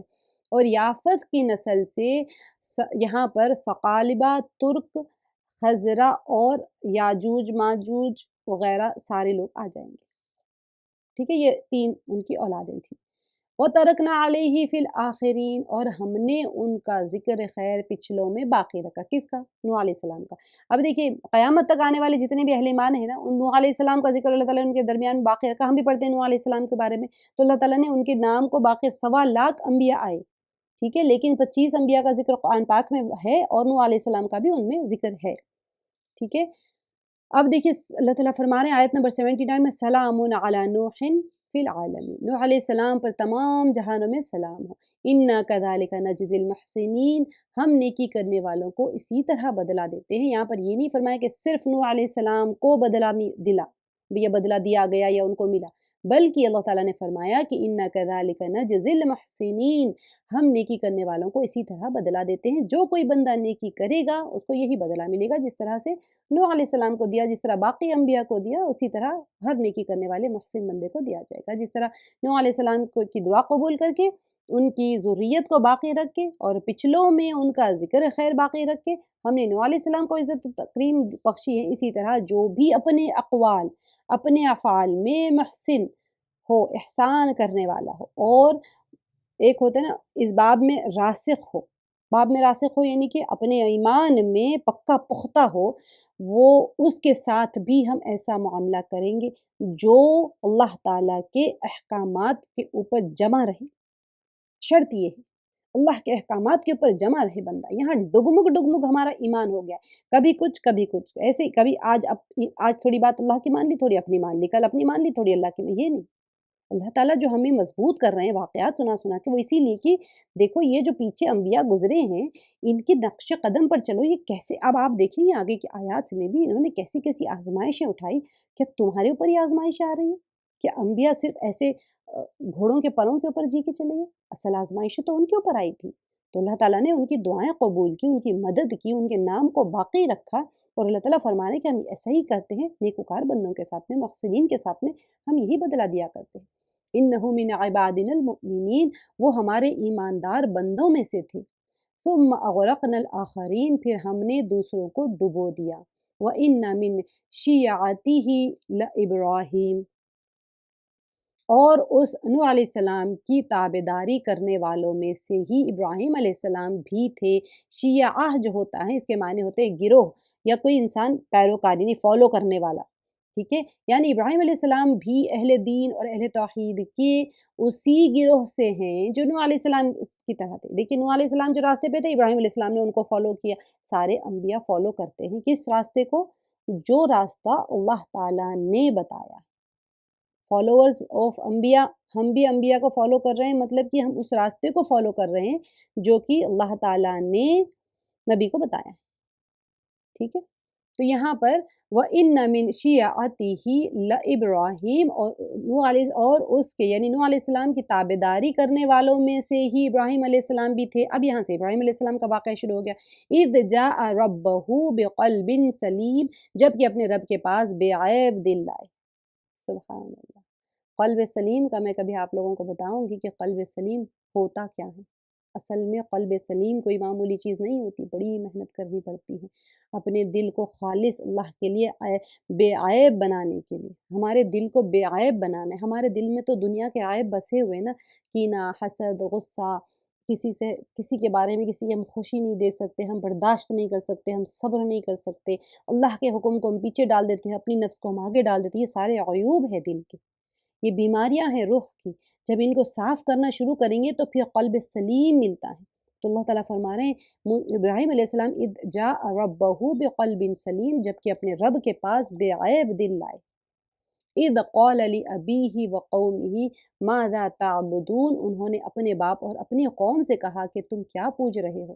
آپ نے ابراہیم علیہ السلام کا واقعہ کر لیا، ہمارے ساتھ میں ہم نے کیا، جنہوں نے کیا ہے ان کو تو پتہ ہے کہ ابراہیم علیہ السلام کے وہ کس کے گھر میں پیدا ہوئے تھے۔ ان کے جو چچا تھے یا ان کے والد تھے، بعض اقوال کہتے کہ وہ ان کے چچا تھے، بہرحال وہ جس گھر میں پیدا ہوئے وہاں پر بتوں کی پوجا ہوتی تھی، بت پجاری تھے ان کے بہت بڑے، اور گھر میں ہی بت بنتے تھے ان کے۔ تو اللہ سبحانہ وتعالیٰ نے اس گھر میں ان کو توحید کے اوپر قائم رکھا۔ تو وہ کہتے تھے اذ قال لأبیہ، انہوں نے اپنے باپ اور اپنی قوم سے کہا کہ تم کیا پوج رہے ہو۔ افکن آلہۃ دون اللہ تریدون، کہ تم اللہ کے سوا گڑے ہوئے معبود چاہتے ہو۔ اب دیکھیں یہاں پر یہ ہے کہ اپنی طرف سے ہی جھوٹ گڑھ کے یہ معبود ہیں، یہ جو تم بنا رہے ہو تو تم خود بنا رہے ہو نا، تو اللہ کو چھوڑ کر ان کی عبادت کر رہے ہو۔ ذرا اس حال میں کہ پتھر کی مورتیاں جو تم اپنے ہاتھوں سے بنا رہے ہو اور تم اس کی عبادت کر رہے ہو، تو فما ظنکم برب العالمین، اچھا تو یہ بتلاؤ کہ تم نے رب العالمین کو کیا سمجھ رکھا ہے، یعنی کہ اتنی قبیح حرکت تم اللہ کے ساتھ شریک کر دیے۔ کچھ یہ لوگ ہیں جو کہ تم اپنے ہاتھوں سے بتوں کو بنا رہے ہو، جو خود اپنے آپ کو نہیں بنا سکتے، تو تمہاری کیا مدد کر سکتے ہیں؟ تو تم نے کیا سمجھ کے رکھا بھائی کہ قبیح حرکت کرنے کے باوجود تم پر اللہ تعالیٰ ناراض نہیں ہوگا، تمہیں سزا نہیں دے گا؟ فَنَظَرَ نَظْرَةً فِي النُّجُومِ، اب ابراہیم علیہ السلام نے ایک نگاہ ستاروں کی طرف اٹھائی، فَقَالَ إِنِّي سَقِيمٌ، اور کہا میں تو بیمار ہوں۔ یہ واقعہ کب کا ہوا تھا کہ ابراہیم علیہ السلام देखते थे, तंग आ चुके थे, वहाँ पर बुतों की परस्तिश कर रहे हैं, उनके क़ौम और सारा कुछ। एक वहाँ पर एक ईद का दिन था, उनके पास ये होता था कि वो अपने बुतों को चढ़ावे चढ़ाकर ईद मनाने के लिए वो शहर के बाहर चले जाते थे। तो उन्होंने कहा इब्राहीम अलैहिस्सलाम को कि चलो आप भी आ जाओ हमारे साथ में। उन्होंने सितारों की तरफ देखा, एक तौरिया है यहाँ पर कि उन्होंने सितारों की तरफ देख के कहा कि मुझे लगता है कि मैं बीमार हो जाऊँगा तो मैं नहीं आऊँगा, तो वो गए नहीं। वो असल में इस ताक में थे, एक वो उसमें थे, मौके में थे कि मैं इन बुतों का काम तमाम कर दूँ। तो जैसे ये लोग सब चले गए, ये गए और वहाँ पर खाना रखा हुआ था बुतों के सामने, आगे आया तो आप पढ़ेंगे। फिर उन्होंने सारे बुतों को तोड़ दिया और वो हथौड़ा जो था वो एक बड़ा, वो सूरे आप दूसरी सूरह में पढ़ेंगे इंशाल्लाह, वहाँ पर आएगा तो मैं बताऊँगी आप लोगों को। तो उन्होंने क्या किया कि वो बड़ा कुल्हाड़ा लेके बड़े बुत के गले में डाल दिया। तब जब लोग आके पूछे कि भई हमारे बुतों को किसने तोड़ दिया? तो बाज़ ने कहा कि हमने सुना था वो नौजवान बच्चे को कि यही कहता था कि बुतों को तोड़ दूँगा। पकड़ के लाए, पूछा कि तुमने तोड़ा है ये काम, तुमने किया है? तो इब्राहीम अलैहिस्सलाम कहने लगे कि भई तुम अपने बड़े बुत से पूछ लो, शायद उसी ने तोड़ा होगा, उसी के गले में वो कुल्हाड़ा पड़ा हुआ है, उसी से पूछ लो। तो उन्होंने कहा कि ये तो बोलते नहीं है। फिर इब्राहीम अलैहिस्सलाम ने कहा कि ये जब बोलते नहीं है तो तुम इनकी क्या इबादत कर रहे हो? ये जो तुम खुद अपना कुछ नहीं कर सकते, अपना बचाव नहीं कर सकते, तो तुम क्या इनकी इबादत करोगे और क्या तुम्हारी बचाव करेंगे? तो ये पूरे का पूरा कन्वर्सेशन हुआ, फिर उनको आग में डाला गया, वो सारा कुछ होके वो फिर वहाँ से यानी कि हिजरत करके वो वहाँ का वतन छोड़ के फिर चले गए थे शाम की तरफ, मुल्क शाम की तरफ। फिर वहाँ पर हज़रत इस्माइल अलैहिस्सलाम पैदा हुए थे। अब यहाँ आयत में देख लीजिए, फ़तवल्लव अन्हु मुदबिरीन, तो ये जो आयत है कि फ़नज़र नज़रतन फ़िन नुजूम, अब इब्राहीम अलैहिस्सलाम ने एक निगाह सितारों की तरफ उठाई, फ़क़ाल इन्नी सक़ीम, और कहा मैं तो बीमार हूँ। ठीक है? अब यहाँ पर फ़तवल्लव अन्हु मुदबिरीन, उस पर वो सब उससे मुँह मोड़े हुए वापस चले गए। फ़ज़ा फ़राग़ इला आलिहतिहिम फ़क़ाल अला ताकुलून, अब चुप-चुपाते हुए उनके माबूदों के पास गए और फरमाने लगे तुम खाते क्यों नहीं? यानी कि जो उनके पास वो नज़राने पेश करके गए थे ना, हलवे और खाने-पीने के सामान ये सारे बुतों के सामने रख के शहर की तरफ चले गए, तो उन्होंने वो खाने रखे हुए थे, तो जो ज़ाहिर बात है वो तो नहीं खा सकते, वो तो है ही पत्थर के बुत। तो उन्होंने पूछा तो तुम खाते क्यों नहीं है? बल्कि वो जवाब देने पर भी कादिर न थे, तो इसलिए जवाब भी नहीं दिया। मा लकुम ला तंतिकून, तो तुम्हें क्या हो गया है कि बात तक नहीं करते? तो अब यहाँ पर वो बुतों के साथ में मुखातिब होके कह रहे हैं, तुम्हें क्या हो गया कि तुम बात भी नहीं करते? फ़राग़ अलैहिम ज़राबन बिल यमीन, फिर तो फिर तो पूरी क़ुव्वत के साथ दाएँ हाथ से उन्हें मारने पर पल पड़े। अब उन्होंने क्या किया, वो हथौड़ा, वो जो कुल्हाड़ी लेके अपने राइट हैंड से खूब मारना, वो तोड़ दिया उनको। राग़ा के मायने माला या ज़हबा या अक़बला, ये सब मुतक़ारिब अल मायने हैं, यानी एक दूसरे के करीब के मायने हैं, उनकी तरफ मुतवज्जह हुए। यानी कि अपने ज़ोर से उन्होंने मारना शुरू किया, तोड़ना शुरू किया उस सारों को। फ़राग़ा जो कहा गया है, तो वो उनकी तरफ गए और आगे बढ़ के वो जो कुल्हाड़ी थी उससे मार दिया। फ़अक़बलू इलैहि यज़िफ़ून, वो बुत परस्त दौड़े भागे आपकी तरफ मुतवज्जह हुए। अब देखिए यज़िफ़ून युसरिऊन के मायने में है, यानी दौड़ते हुए वो आए, यानी जब मेले से आए तो देखा कि वो उनके माबूद तो टूटे-फूटे पड़े हुए, तो फ़ौरन वो क्या हुआ, उनके ज़हन में आया कि ये इब्राहीम अलैहिस्सलाम की तरफ गए और यही इन्होंने ही तोड़ा होगा, ये काम उसी ने किया होगा। तो जैसे कि सूरह अंबिया में तफ़सील से गुज़र चुका है, हम पढ़ेंगे इंशाअल्लाह जब सूरह अंबिया तो बताऊँगी आपको।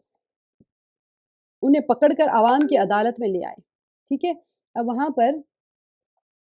वहाँ हज़रत इब्राहीम अलैहिस्सलाम को इस बात का मौका मिल गया कि वो उन पर उनकी बेअक़ली और उनके माबूदों के बेअख्तियारी वाज़ेह करें। अब यहाँ पर जाके वो कन्वर्सेशन जब इनको पकड़ के लेके गए, तो वहाँ पर वो कन्वर्सेशन हुआ, इंशाअल्लाह सूरह अंबिया में आ जाएगा, यहाँ ज़्यादा डिटेल नहीं है। क़ाल अतअबुदून मा तनहितून, तो आपने फरमाया तुम उन्हें पूछते हो जिन्हें खुद तुम तराशते हो, तो हमने हाथों से बनाए हुए बुतों को तुम पूछते हो, तुम सोचते हो कि वो तुम्हारी इबादत, वो तुम्हें बचा लेंगे किसी चीज़ से। यहाँ पर सिर्फ़ इतना ही है, बाकी सूरतों में आपको आएगा, जहाँ-जहाँ इब्राहीम अलैहिस्सलाम का वाक़या 74 मक़ामात तक आए हैं तक़रीबन, 24 सूरतों में आए हैं तक़रीबन। वल्लाहु ख़लक़कुम वमा तामलून, हालाँकि तुम्हें और तुम्हारी बनाई हुई चीज़ों को अल्लाह ही ने पैदा किया। अब ये लोग तुम्हें यानी कि तुमको और तुम्हारी बनाई हुई चीज़ें, यानी तुम्हारी जो मूर्तियाँ हैं, पत्थर है, इसका जो मटीरियल है वो तो अल्लाह ने पैदा किया है। तुमको भी अल्लाह ने पैदा किया है, और जो तुम मूर्तियाँ बना रहे हो, अल्लाह ने तो हुक्म नहीं दिया डेफ़िनिटली मूर्तियाँ बनाने का, लेकिन जो मटीरियल तुम यूज़ कर रहे हो, तो तुम्हें और तुम्हारी खलक़कुम वल्लाहु खलक़कुम वमा तामलून, और तुम्हारी बनाई हुई चीज़ों को, यानी तुम्हारी मूर्तियों को भी अल्लाह ने ही बना के बनाया से मुराद है कि उसका जो मवाद है, जो तुम ईंट, पत्थर, गारे या उसकी चीज़ें यूज़ कर रहे हो, वो भी अल्लाह ताला ने ही पैदा किया है। क़ालू क़ालू इब्नू लहू बुनयानन फ़अल्क़ौहु फ़िल जहीम, फ़अल्क़ूहु फ़िल जहीम, वो कहने लगे उसके लिए एक मकान बनाओ और उस दहकती हुई आग में उसे डाल दो। अब इब्राहीम अलैहिस्सलाम का जब कॉन्वर्सेशन हुआ उन लोगों के साथ में, मुकालिमात हुए, तो उन्होंने कहा कि अब इनको तो आग में डाल दो, भाई इन्होंने तो हमारे बुतों के साथ में ये सारा कुछ किया है और ये हमारे बुतों के दुश्मन हैं, इनको आग में डाल दो। फ़अरादू बिही कैदन फ़जअलनाहुमुल अस्फ़लीन, उन्होंने तो इब्राहीम अलैहिस्सलाम के साथ मकर करना चाहा, लेकिन हमने उन्हीं को नीचा कर दिया। यानी आग को अल्लाह ताला ने गुलजार बनाकर उनके मकर और हीले को नाकाम बना दिया। अब देखिए, बस पाक है वो ज़ात जो अपने बंदों के एक अल्लाह ताला मदद फरमाते हैं ना बंदों की, और आज़माइश को अता में और शर को खैर में बदल देते हैं। तो क्या इस आयत से पता चला? फ़अरादू बिही कैदन फ़जअलनाहुमुल अस्फ़लीन। तो जो आपके साथ मकर करना चाहता है, ये ऐसे इब्राहीम अलैहिस्सलाम का वाक़या है। तो अल्लाह ताला क्या फरमा रहे, उन्होंने तो उसके साथ मकर करना चाहा, लेकिन हमने उन्हीं को नीचा कर दिया। जब कोई कैद कहते हैं तदबीर या मकर को, तो कोई इंसान किसी के साथ में कोई कुछ मकर करना चाहता है, बदमाशी करना चाहता है, तो इख्तियार उसके हाथ में है ही नहीं कि कुछ मकर कर ले और तदबीरें कर ले और आपको तंग कर ले। यहाँ तो आग में डाल दिया इब्राहीम अलैहिस्सलाम को, उससे बड़ा क्या हो सकता है? आग का अलावा कई महीनों तक उन्होंने बनाया था, उसकी ईंधन जमा किया था, सारा कुछ किया था। उतना कुछ करने के बाद में अल्लाह ताला ने गुलज़ार बना दिया आग को। बज़ाहिर हमारे यकीन के लिए ये सारा कुछ हुआ कि देखो तुम्हारे सामने जो आग नज़र आ रही है, परेशानी नज़र आ रही है, वो परेशानी, आज़माइश, आग हो चाहे किसी भी शक्ल में हो आज़माइश, वो आज़माइश तुम्हें नज़र आ रही है, लेकिन असल वो हकीकत उसकी अल्लाह ताला ख़त्म कर चुके होते हैं। देखिए ज़ाहिर-सी बात है, अब हम इब्राहीम अलैहिस्सलाम तो है नहीं कि हमारे सामने आग गुलज़ार बन जाए। हमारे साथ क्या होता है, जब कोई आज़माइश आती है मुमिन बंदों के आज के ज़माने के लिए, तो अल्लाह ताला आपके दिल को एक सुकून दे देते हैं। वही सबसे बड़ी नेमत है अल्लाह ताला की, वही सबसे बड़ी रहमत है अल्लाह ताला की। तो दिल के ऊपर ऐसे ही है गोया कि गुलज़ार बना दिया उस आज़माइश को आपके लिए। तो इसी से आप अंदाज़ा लगा लें कि अल्लाह की मदद आ गई है। अब आज़माइश है, तंगी है, हालात गुज़र रहे हैं, तो लगता है कि भई ये मेरे ही साथ क्यों, नहीं, नहीं, उस तरफ ना देखें। इब्राहीम अलैहिस्सलाम जब आग में थे तो आग बुझाई नहीं अल्लाह ताला ने। आग में इब्राहीम अलैहिस्सलाम थे, लेकिन वो जल नहीं रहे थे, उनके लिए आग को गुलज़ार बना दिया था। तो जब आज़माइश होती है तो अल्लाह ताला हमारे लिए उसको गुलज़ार बना देते हैं। सारे लोग देख के परेशान होते हैं कि भई इतनी परेशानी में आप सुकून में रहते हैं। आपको लगता है ये क्यों परेशान हो रहे हैं, मैं तो सुकून में हूँ। लोगों को लगता है पता नहीं क्या खा रहे हैं, पता नहीं ये कर रहे हैं, वो कर रहे हैं, इनके घर में तो इतनी आज़माइश है, इनके बच्चे तो सारे ही नाफ़रमान हैं, ऐसे हैं, वो है। आपके दिल में इतना सुकून रहेगा, इतना सुकून, लोगों के पास सारी आसाइशें होती हैं, लेकिन वो रात में नींद की गोली खा के सोते हैं। आप तो आराम से सो जाते हैं दाल-चावल खा के। तो ये है असल मदद अल्लाह ताला की जो नज़र नहीं आती। जिस तरह से इब्राहीम अलैहिस्सलाम आग में ही थे देखने वालों के लिए, वो आग में थे लेकिन उनको आग तकलीफ़ नहीं दे रही। वक़ाल इन्नी ज़ाहिबुन इला रब्बी सयहदीन, और उस इब्राहीम अलैहिस्सलाम ने कहा मैं तो हिजरत करके अपने परवरदिगार की तरफ जाने वाला हूँ, वो ज़रूर मेरी रहनुमाई करेंगे। अब यहाँ से जब देखा कुछ नहीं हुआ तो आग में से निकाले और फिर डर गए वो लोग कि भई पता नहीं इनके साथ तो बहुत कुछ ताकतें हैं, तो वहाँ से वो चले गए। हज़रत इब्राहीम अलैहिस्सलाम का ये वाक़या बाबुल, ये जो इराक़ की जगह है ना, वहाँ पर पेश आया था। बिल-आख़िर यहाँ से हिजरत करके वो शाम चले गए। वहाँ जाकर औलाद के लिए दुआ की इब्राहीम अलैहिस्सलाम ने। क्या दुआ की? रब्बी हबली मिनस सालिहीन, ऐ मेरे रब मुझे नेक बख्त औलाद अता फरमा। फबश्शरनाहु बिग़ुलामिन हलीम, हमने इब्राहीम अलैहिस्सलाम को एक बुरदबार बच्चे की बशारत दी। हलीम कहकर इशारा फरमा दिया कि बच्चा जो है बड़ा होकर बुरदबार होगा, यानी जो इस्माईल अलैहिस्सलाम है। फलम्मा बलग़ माअहु अस्सअय क़ाल या बुनय्या इन्नी अरा फ़िल मनामी। अब ये जो बच्चा पैदा होना और वहाँ छोड़ के चले जाना, वो सारा प्रोसीजर ये सूरे में नहीं है, आपको दूसरे सूरे में मिल जाएगा। यहाँ पर सिर्फ ये है कि आज़माइश और अल्लाह की मदद, इतने ही कंटेंट चल रहा है यहाँ पर, with reference to the context आपको चल रहा है कि मक्के वालों को तसल्ली देने, मोमिनीन को तसल्ली देना है कि पिछले अंबिया के साथ में जब-जब आज़माइश आई हमारी मदद आई। ठीक है? अब वो सारा बच्चे को छोड़ के जाना, वो ये वाक़या यहाँ पर नहीं है। वो दूसरी जगह दूसरे कॉन्टेक्स्ट के साथ, वहाँ रो रेफरेंस दूसरा होगा तो वहाँ पर वाक़या भी दूसरा ही आएगा। यहाँ पर रेफरेंस कुछ और चल रहा है, तो विद रेफरेंस टू कॉन्टेक्स्ट यहाँ पर ये मौज़ू चल रहा है। फलम्मा बलग़ माअहु, फिर जब वो बच्चा इतनी उम्र को पहुँचा कि उसके साथ चले फिरे, यानी इब्राहीम अलैहिस्सलाम के साथ में दौड़-धूप करने लग जाए, ٹھیک ہے، وہ بچہ جو اسماعیل علیہ السلام حالت بلوغت کے قریب پہنچ گئے، 13-14 سال کے ہو گئے، تو بعض کہتے ہیں کہ اس وقت یہ بچہ جو تھا وہ 13 سال کا تھا۔ قالا، تو انہوں نے کیا کہا، قالا یا بنی انی ارا فی المنام انی اذبحک فانظر ماذا تری۔ تو انہوں نے کیا کہا، ابراہیم علیہ السلام نے کہا، میرے پیارے بچے، میں خواب میں اپنے آپ کو تجھے ذبح کرتے ہوئے دیکھ رہا ہوں، اب تو بتا کہ تیری کیا رائے ہے۔ یعنی پیغمبر کا خواب جو ہوتا ہے، ابراہیم علیہ السلام کا خواب تھا، اصل میں پیغمبر کا خواب جو ہوتا ہے وحی اور احکام، یہ حکم الہی ہی ہوتا ہے جس پر عمل ضروری ہوتا ہے، نبی کا خواب وہی ہوتا ہے۔ تو بیٹے سے مشورے کے مقصد کیا تھا کہ معلوم کرنا تھا کہ بیٹا بھی ایک ہوتا ہے نا ایک جیسی ہی رائے رکھتے ہیں کیا، ٹھیک ہے، یہ بھی اللہ کے حکم کے لیے کس حد تک تیار ہیں۔ تو اس سے ایک آپ کو ایک ادب بھی سیکھنے کو مل رہا ہے کہ آپ حکم اپنے جو بہت بڑا حکم ہے، دیکھیں نبی ہے، وقت کے نبی ہے، وحی ہو رہی ہے، پھر بھی اپنے بیٹے سے کہہ رہے ہیں کہ تمہارا کیا مشورہ ہے، تم کیا رائے رکھتے ہو۔ تو ہمیں اپنے بچوں سے 13 سال کے بچے ہیں وہ، اتنی بڑی مطلب بات کو بھی یہ نہیں کہا کہ اللہ کا حکم ہے چلو میں تمہیں ذبح کر دوں گا، ٹھیک ہے۔ تو یہاں پر بچوں سے بھی رائے مشورہ لینے کی طرف ہمیں سکھایا جا رہا ہے، نبی کے ذریعے سے ہمیں یہ چیز سکھایا جائے۔ فانظر ماذا تری، تو یہاں پر قالا یا ابت افعل ما تؤمر ستجدونی انشاء اللہ من الصابرین۔ اب یہاں پر دیکھیں سبحان اللہ، نبی کے بیٹے ہیں، وہ بھی نبی کے اولاد اور نبی کے باپ اسماعیل علیہ السلام ہے، ڈیفینیٹلی محمد صلی اللہ علیہ وسلم انہی کی نسل سے آنے والے ہیں، تو کیا ان کا ہوگا؟ بیٹے نے جواب دیا کہ ابا جو حکم ہوا ہے اسے بجا لائیے۔ قالا یا ابتی افعل، امر کا صیغہ بجا لائیے، ما تؤمرو جس کا آپ کو حکم دیا گیا ہے، ستجدونی انشاء اللہ من الصابرین، انشاءاللہ آپ مجھے صبر کرنے والوں میں سے پائیں گے۔ سبحان اللہ۔ فلما اسلم وتلہ للجبین، غرض جب دونوں مطیع ہو گئے اور اس نے باپ نے فتلہ، وہ بیٹے کو پیشانی کے بل گرا دیا۔ اب یہ جو جبین ہوتا ہے، ہمیں دو وہ ہوتا ہے نا، گنپٹیوں کو بھی ہم جبین کہتے ہیں۔ ہر انسان کے چہرے پر دو جبینیں ہوتی ہیں، دائیں اور بائیں ہوتی ہیں، ٹھیک ہے، اور درمیان میں جو پیشانی ہوتی ہے اس کو ہم کہتے ہیں جبہتن۔ اس لیے للجبین کا زیادہ صحیح ترجمہ کیا ہوگا؟ کروٹ پر، جب ان کو لٹایا تو اوندھا نہیں لٹایا، منہ کے بل نہیں لٹایا، کروٹ، تھوڑے سے چہرے کو کروٹ رکھا تھا، یعنی اس طرح کروٹ پر لٹا لیا جس طرح جانور کو ذبح کرتے وقت میں قبلہ رخ کروٹ پر لٹایا جاتا ہے، ٹھیک ہے۔ یہ دو کنپٹیاں جو ہوتی ہیں اس کو جبین کہتے ہیں، اور یہ جو پیشانی ہوتی ہے اس کو جبہتن کہتے ہیں۔ تب یہ پیشانی یا منہ کے بل لٹانے کا جو ترجمہ اس لیے کیا جاتا ہے کہ مشہور ہیں حضرت اسماعیل علیہ السلام نے وصیت کی کہ مجھے اوندھا کر دیجئے، ٹھیک ہے، کیونکہ چہرہ سامنے نہ رہے، جس سے ایک شفقت ہوتی ہے، باپ کیسے چھری چلا سکتا ہے بیٹے کی گردن کے اوپر؟ ایسا نہ ہو کہ شفقت کی وجہ سے آپ کا ہاتھ نہ کام اٹھے کہ اللہ کا حکم آپ پورا نہ کر دے، سبحان اللہ۔ تو اسی وجہ سے فلما اسلم وتلہ للجبین، تو ونادیناہ ان یا ابراہیم، تو ہم نے آواز دی کہ اے ابراہیم، قد صدقت الرؤیا انک ذلک نجزی المحسنین، یقیناً تو نے اپنے خواب کو سچا کر دکھایا ہے۔ دیکھیں دل کے پورے ارادے سے بچے کو ذبح کرنے کے لیے انہوں نے کیا کیا؟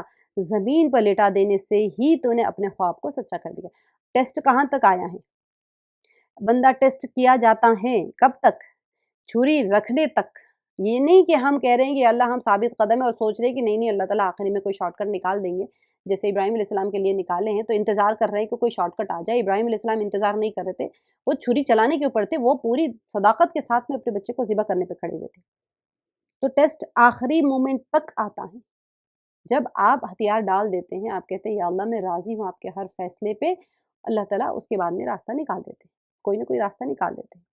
بے شک ہم نیکی کرنے والوں کو اسی طرح جزا دیتے ہیں، ٹھیک ہے۔ کیا واضح ہو گیا کہ اللہ کے حکم کے مقابلے میں تجھے کوئی چیز بھی عزیز تر نہیں ہے، حتیٰ کہ اکلوتا بیٹا بھی۔ اس وقت صرف اسماعیل علیہ السلام تھے، اسحاق علیہ السلام پیدا نہیں ہوئے تھے بھی، اسماعیل علیہ السلام ہی تھے، تو اکلوتا بیٹا تھا، انہوں نے ذبح کرنے کے لیے مان لیا۔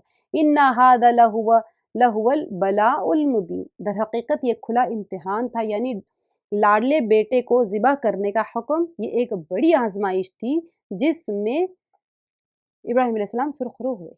در حقیقت یہ کھلا امتحان تھا۔ ان ھذا لہو بلاء المبین، امتحان تھا۔ نبی کے ساتھ میں کیسے امتحان آئے، اور ہم کو ذرا پریشانی آ جاتی ہے تو پھر ہم سوچتے ہیں کس عامل کے پاس جائیں، کس مرشد کے پاس جائیں، کس پیر کے پاس جائیں، کس باجی کے پاس جائیں، اور کوئی تعویذ گنڈا پلیتا لے کے باندھ لے، گھر میں لٹکا دے۔ کہتے ہیں لوگ کھڑکی کے پاس لٹکائیں، وہاں سے ہوا آتی رہے گی تو گھر میں شیاطین نہیں ہوں گے۔ بھئی جس گھر میں نماز ہو رہی ہے، جس گھر میں قرآن ہو رہی ہے، وہاں سے تو شیاطین ویسے ہی چلے جاتے ہیں۔ فرشتے آتے ہیں تو شیاطین کو کیا دونوں کی دوستی کر کے پارٹی کریں گے کیا؟ بتائیے۔ فرشتے جہاں ہوں گے تو وہاں سے تو شیطانوں کے تو ویسے ہی بینڈ بجا کے نکال دیں گے ان کو۔ تو جو اللہ کا حکم ہے ہم اس کو پورا کریں گے تو اللہ کے فرشتوں کے لشکر آئیں گے، ہمیں کسی کی ضرورت ہی نہیں پڑے گی، کوئی تعویذ کی، کوئی عامل کی، کسی کی ضرورت نہیں پڑے گی۔ آپ تلاوت کریں، عمل کریں، اللہ کے فیصلے پر راضی رہیں، بس فرشتے قطار در قطار اتریں گے۔ اللہ کا وعدہ ہے، دیکھیں کیسے ابراہیم علیہ السلام کے ساتھ، یہ نہیں کہہ سکتے ہم کہ وہ ابراہیم علیہ السلام تھے ان کے ساتھ مدد ہوئی، ہمارے ساتھ نہیں۔ اللہ تعالیٰ کیا فرما رہے ہیں آگے دیکھیے گا، آپ کو پتہ چلے گا۔ وَكَذَلِكَ نَجْزِي الْمُحْسِنِينَ، ہم نیکوکاروں کو اسی طرح بدلا دیتے ہیں۔ اللہ کا کلام سچا ہے، اللہ تعالیٰ حق بات فرما رہے ہیں۔ وَكَذَلِكَ، اور اسی طرح نَجْزِي الْمُحْسِنِينَ، ہم نیکوکاروں کو یا پھر نیک بندوں کو ہم اسی طرح بدلا دیتے ہیں۔ آگے دیکھیں 107 آیت میں وَفَدَيْنَاهُ بِذِبْحٍ عَظِيمٍ، اللہ تعالیٰ نے کیا کیا یہاں پر، اور ہم نے ایک بڑا ذبیحہ اس کے فدیے میں دے دیا۔ یعنی کہ یہ جو بڑا ذبیحہ ایک مینڈا تھا جو اللہ تعالیٰ نے جنت سے حضرت جبرائیل علیہ السلام کے ذریعے سے بھیجا تھا، اسماعیل علیہ السلام کی جگہ اسے ذبح کر دیا گیا۔ اور پھر یہ جو ہم بقرعید کرتے ہیں، سبحان اللہ، جو تکبیرات ہم پڑھتے ہیں، سبحان اللہ، اس کی بڑی فضیلت ہے۔ تو قربانی کی وہاں پر بتایا، ہم ایک چھوٹی سی قربانی کے لیے 100 قدم پیچھے ہٹتے ہیں۔ ہر سال بقرعید کرتے ہیں، کباب بنا کے کھاتے ہیں، بریانیاں کھاتے ہیں، لیکن قربانی کا سال بھر ہم سے یہی مطالبہ کیا جاتا ہے کہ اس قربانی کے واقعے کو یاد رکھو، کہ جب تم سے قربانی طلب کی جائے تو پھر تم 10 قدم پیچھے مت ہٹ جانا۔ بریانی اور کباب کھا لیے اور جب قربانی کی باری آئی تو پھر تعویذ کے پیچھے چلے گئے، نہیں ہم تو تعویذ پہن لیں گے، ہمیں پریشانی نہیں آئے گی۔ اس سنت ابراہیم کو قیامت تک قرب الہی کے حصول کا ایک ذریعہ اور عید الاضحیٰ کا سب سے پسندیدہ عمل قرار دے دیا گیا ہے، کہ اللہ تعالیٰ کو اتنا پسند آیا تھا۔ حضرت بی بی ہاجرہ صفا اور مروہ کے درمیان میں دوڑتی رہی، اللہ تعالیٰ کو اتنا پسند آ گیا کہ وہ حج اور عمرے کا رکن بنا دیا۔ وَتَرَكْنَا عَلَيْهِ فِي الْآخِرِينَ، اور ہم نے ان کا ذکر خیر پچھلوں میں باقی رکھا۔ یعنی ابراہیم علیہ السلام کا جو واقعہ ہوا ان کے ذکر خیر کو اللہ تعالیٰ نے نسلوں میں باقی رکھ دیا۔ سلام علی ابراہیم، اللہ تعالیٰ کی طرف سے ابراہیم علیہ السلام پر سلام ہو۔ کذالک نجزی المحسنین، ہم نیکوکاروں کو اسی طرح بدلا دیتے ہیں۔ ممکن ہے کہ جب آپ صبر کر رہے ہوتے ہیں نا تو اللہ تعالیٰ آپ کے اوپر بھی سلامتیاں بھیج رہے ہوتے ہیں، ہم سن نہیں سکتے نا، ہمیں جنت میں سنا دیں گے اللہ تعالیٰ نے جو ہمارے اوپر سلامتی بھیجی ہے۔ جو بندہ قربانی دیتا ہے، جو اللہ کے حکم کے اوپر کھرا اترتا ہے، تو اللہ تعالیٰ فرما رہے ہیں کہ بس ہم اس کے ساتھ میں خیر کا ہی معاملہ کریں گے۔ انہو من عبادنا المؤمنین، بے شک وہ ہمارے ایماندار بندوں میں سے تھا۔ وبشرناہ باسحاق نبیا من الصالحین، اور ہم نے اس کو اسحاق علیہ السلام نبی کی بشارت دی جو صالح لوگوں میں سے ہوگا۔ اب دیکھیے ابراہیم علیہ السلام کی 3 تعریفیں، اس کے بعد میں اللہ تعالیٰ نے فرمایا وبشرناہ باسحاق۔ حضرت ابراہیم علیہ السلام کے یہ جو واقعہ ہیں، اس کے بعد میں اب ایک بیٹے اسحاق علیہ السلام کی اور اس کے نبی ہونے کی بھی خوشخبری دینے سے معلوم ہوتا ہے کہ اس سے پہلے جس بیٹے کو ذبح کیا گیا تھا وہ اسماعیل علیہ السلام تھے، جو اس وقت ابراہیم علیہ السلام کے اکلوتے بیٹے تھے، ٹھیک ہے۔ اسحاق علیہ السلام کی ولادت ان کے بعد میں ہوئی، اب اس میں مفسرین کا اختلاف ہے، ہم اس میں نہیں جائیں گے، آگے چلے جاتے ہیں۔ وبارکنا علیہ وعلی اسحاق ومن ذریتہما محسن وظالم لنفسہ مبین۔ اب دیکھیے اب کیا ہوا، اللہ تعالیٰ نے اور ہم نے ابراہیم اور اسحاق علیہ السلام پر برکتیں نازل فرمائے، بارکنا علیہ وعلی اسحاق، کیونکہ اسحاق علیہ السلام کی اولاد میں سے سارے بنی اسرائیل اور بہت سارے انبیاء انہی کے نسل میں سے آئے۔ ومن ذریتہما محسن وظالم لنفسہ مبین، اب ان کی جو نسلیں تھیں، ان دونوں کی اولاد میں بعض لوگ تو نیک بخت تھے اور بعض اپنے نفس پر بہت زیادہ ظلم کرنے والے ہیں۔ اب یہ لوگ کون ہیں؟ ان دونوں کی اولاد کو بہت پھیلایا اللہ تعالیٰ نے، ایسا نہیں ہے کہ سارے ہی نیک تھے۔ بنی اسرائیل یہود ہیں، نصارہ ہے، جتنے لوگ گناہ گار مشرک آگے جتنے لوگ آئے، ابراہیم مکے والے بھی تو ابراہیم علیہ السلام کی نسل میں سے ہی تھے، لیکن یہاں اسحاق علیہ السلام کی نسل چل رہی ہے، تو یہ بتایا کہ ابراہیم علیہ السلام اسحاق علیہ السلام کے بیٹے یعقوب علیہ السلام ہوئے، ان کے 12 بیٹے تھے، ٹھیک ہے، وہ 12 بیٹوں سے بنی اسرائیل کے 12 قبیلے بنے، اور ان میں سے بنی اسرائیل کی قوم بڑی اور بہت زیادہ بڑی، بہت زیادہ پھیلی، اور ان میں بہت زیادہ انبیاء آئے، ٹھیک ہے۔ تو حضرت ابراہیم علیہ السلام کے دوسرے بیٹے اسماعیل علیہ السلام سے عربوں کی نسل چلی، جو اب مکے کے مشرکین اور شرک میں مبتلا ہو گئے، لیکن چلی وہ مکے میں عربوں کی نسل چلی۔ اب ان میں سے نبی صلی اللہ علیہ وسلم آخری پیغمبر آئے۔ اب یہاں پر اللہ تعالیٰ نے فرمایا کہ ان دونوں کی اولاد میں بعض تو نیک بخت ہیں اور بعض اپنے نفس پر صحیح ظلم کرنے والے ہیں۔ تو یہ کون لوگ ہیں؟ اب دیکھیے، شرک، گناہ، کوئی ظلم ہے، فساد ہے، اس کو اگر کوئی بندہ کر لے، ٹھیک ہے، خاندان ابراہیمی میں برکت کے باوجود نیک اور بد کے ذکر سے کس بات کی طرف اشارہ ہو رہا ہے؟ خاندان اور آبا و اجداد کی نسبت کوئی کام آنے والی نہیں ہے۔ اللہ تعالیٰ کے پاس اس کی کوئی حیثیت نہیں ہے۔ وہاں تو کس بات کی اہمیت ہے؟ عمل کی اور ایمان کی اور عمل صالح کی اہمیت ہے اصل میں۔ حالانکہ اسحاق علیہ السلام کی اولاد میں سے، یعقوب علیہ السلام کی اولاد میں سے، انبیاء کی اولاد میں سے، لیکن گناہ کیا تو پکڑ ہو گئی، لعنت ہو گئی۔ یہود و نصارہ دیکھیے حضرت اسحاق علیہ السلام کی اولاد میں سے تھے نا، اب مشرکین عرب بھی حضرت اسماعیل علیہ السلام کی اولاد میں سے تھے، لیکن کیا ہوا؟ ان کا عمل، وہ بے ایمان تھے، برا عمل کرتے تھے، گناہ کرتے تھے، کھلی گمراہی میں تھے، شرک کرتے تھے، معصیت کرتے تھے، اللہ تعالیٰ کے ساتھ شریک کرنے کی وجہ سے یہ اونچی نسبتیں ان کے لیے کوئی فائدہ نہیں ہوا، ٹھیک ہے۔ تو ان کا عمل کا بدل نہیں ہو سکے کبھی بھی۔ تو اسی وجہ سے انسان کا جو معیار ہے وہ اس کے خود کے اعمال ہے۔ یہ نہیں ہے کہ وہ میں بڑی نسل سے آ گئی، میں فلاں بزرگ کے خاندان سے ہوں، میں فلاں مرشد کے خاندان سے ہوں، میری تو مغفرت، کچھ نہیں۔ جب نبی کی اولاد کا نہیں ہو رہا تو پھر کس کے ہوگا؟ اپنے نیک اعمال لے کے وہاں کھڑا ہونا پڑے گا۔ ہاں، ریکمنڈیشن چل جائے گا کہ بھئی چلو آپ کے پاس تھوڑے اعمال کم ہو رہے ہیں، آپ کے بزرگ خاندان سے کوئی بزرگ ہے تو چلو بھئی آپ، اللہ تعالیٰ، ہم نے پڑھ لیا پیچھے آیت میں، کون سفارش کرے گا اور کس کی سفارش کرے گا، دونوں بھی اللہ کے حکم سے ہوگا۔ سب کوئی سفارش نہیں کر سکتا، سب کی سفارش نہیں کر سکتے، ٹھیک ہے۔ تو شرک کرنے والا، کفر کرنے والا، کافر اگر ہے، مشرک ہے، تو اس کی سفارش ہوگی ہی نہیں۔ سب سے پہلے تو سفارش کرنے والا بھی اللہ کے حکم سے طے ہوگا، اور جس کی سفارش کی جائے گی وہ بھی۔ تو ہم یہ سفارش کے بھروسے کے اوپر دنیا سے چلے جائیں گے تو پھنس جائیں گے۔ وَلَقَدْ مَنَنَّا عَلَىٰ مُوسَىٰ وَهَارُونَ، اب یہاں پر یقیناً ہم نے موسیٰ علیہ السلام اور ہارون علیہ السلام پر بڑا احسان کیا، یعنی انہیں نبوت اور رسالت اور دیگر انعامات سے نوازا۔ ہارون علیہ السلام اور موسیٰ علیہ السلام کو واقعہ ہم لوگ کریں گے، آگے صورتوں میں آئے گا، سورۃ طٰہٰ میں اور دوسری صورتوں میں۔ موسیٰ علیہ السلام کے زبان میں لکنت تھی، تو جب ان کو نبوت دی گئی تو انہوں نے کہا کہ میرے بھائی ہارون کو بھی میرے ساتھ میں بھیجیے تاکہ وہ میری تقویت کے لیے ہو۔ تو اسی لیے اللہ تعالیٰ نے ہارون علیہ السلام کو بھی موسیٰ علیہ السلام کے ساتھ، ہارون علیہ السلام کے بھائی تھے، موسیٰ علیہ السلام کے ساتھ نبوت عطا کر دی۔ اب جب آئے گا تو تثنیہ کا صیغہ آئے گا، یعنی دونوں کو اس طرح کہیں گے۔ دیکھیں یہاں پر وَنَجَّيْنَاهُمَا وَقَوْمَهُمَا مِنَ الْكَرْبِ الْعَظِيمِ، اور انہیں یعنی ان دونوں کو اور ان کی قوم کو، یعنی ان دونوں کی قوم کو بہت بڑے دکھ درد سے ہم نے نجات دے دی۔ نجینا، ہم نے نجات دے دی ان دونوں کو، وہ قومہما، اور ان دونوں کی قوموں کو۔ کیا تھا ان کا سب سے بڑا کرب عظیم؟ کیا تھا؟ فرعون، اس کی غلامی تھی، اور وہ ہمیشہ اتنا ظلم کرتا تھا، غلام بنا کے رکھا ہوا تھا۔ وَنَصَرْنَاهُمْ فَكَانُوا هُمُ الْغَالِبِينَ، اور ان کی مدد کی تو وہی غالب رہے۔ فرعون جیسی طاقتور قوم کے اوپر جب اللہ کی مدد آئی ان کے ساتھ میں تو وہ غالب ہو گئے۔ وَآتَيْنَاهُمَ الْكِتَابَ الْمُسْتَبِينَ، اور ہم نے انہیں واضح اور روشن کتاب دی۔ وَهَدَيْنَاهُمَا، دیکھیے ہما تثنیہ کا صیغہ ہے یہاں پر، وَآتَيْنَاهُمَا، یہاں پر کیونکہ ہم ملا رہے ہیں اسی لیے، ادروائز اگر نہیں ملاتے ہیں تو پھر ہما پڑھنا پڑے گا وہاں پر۔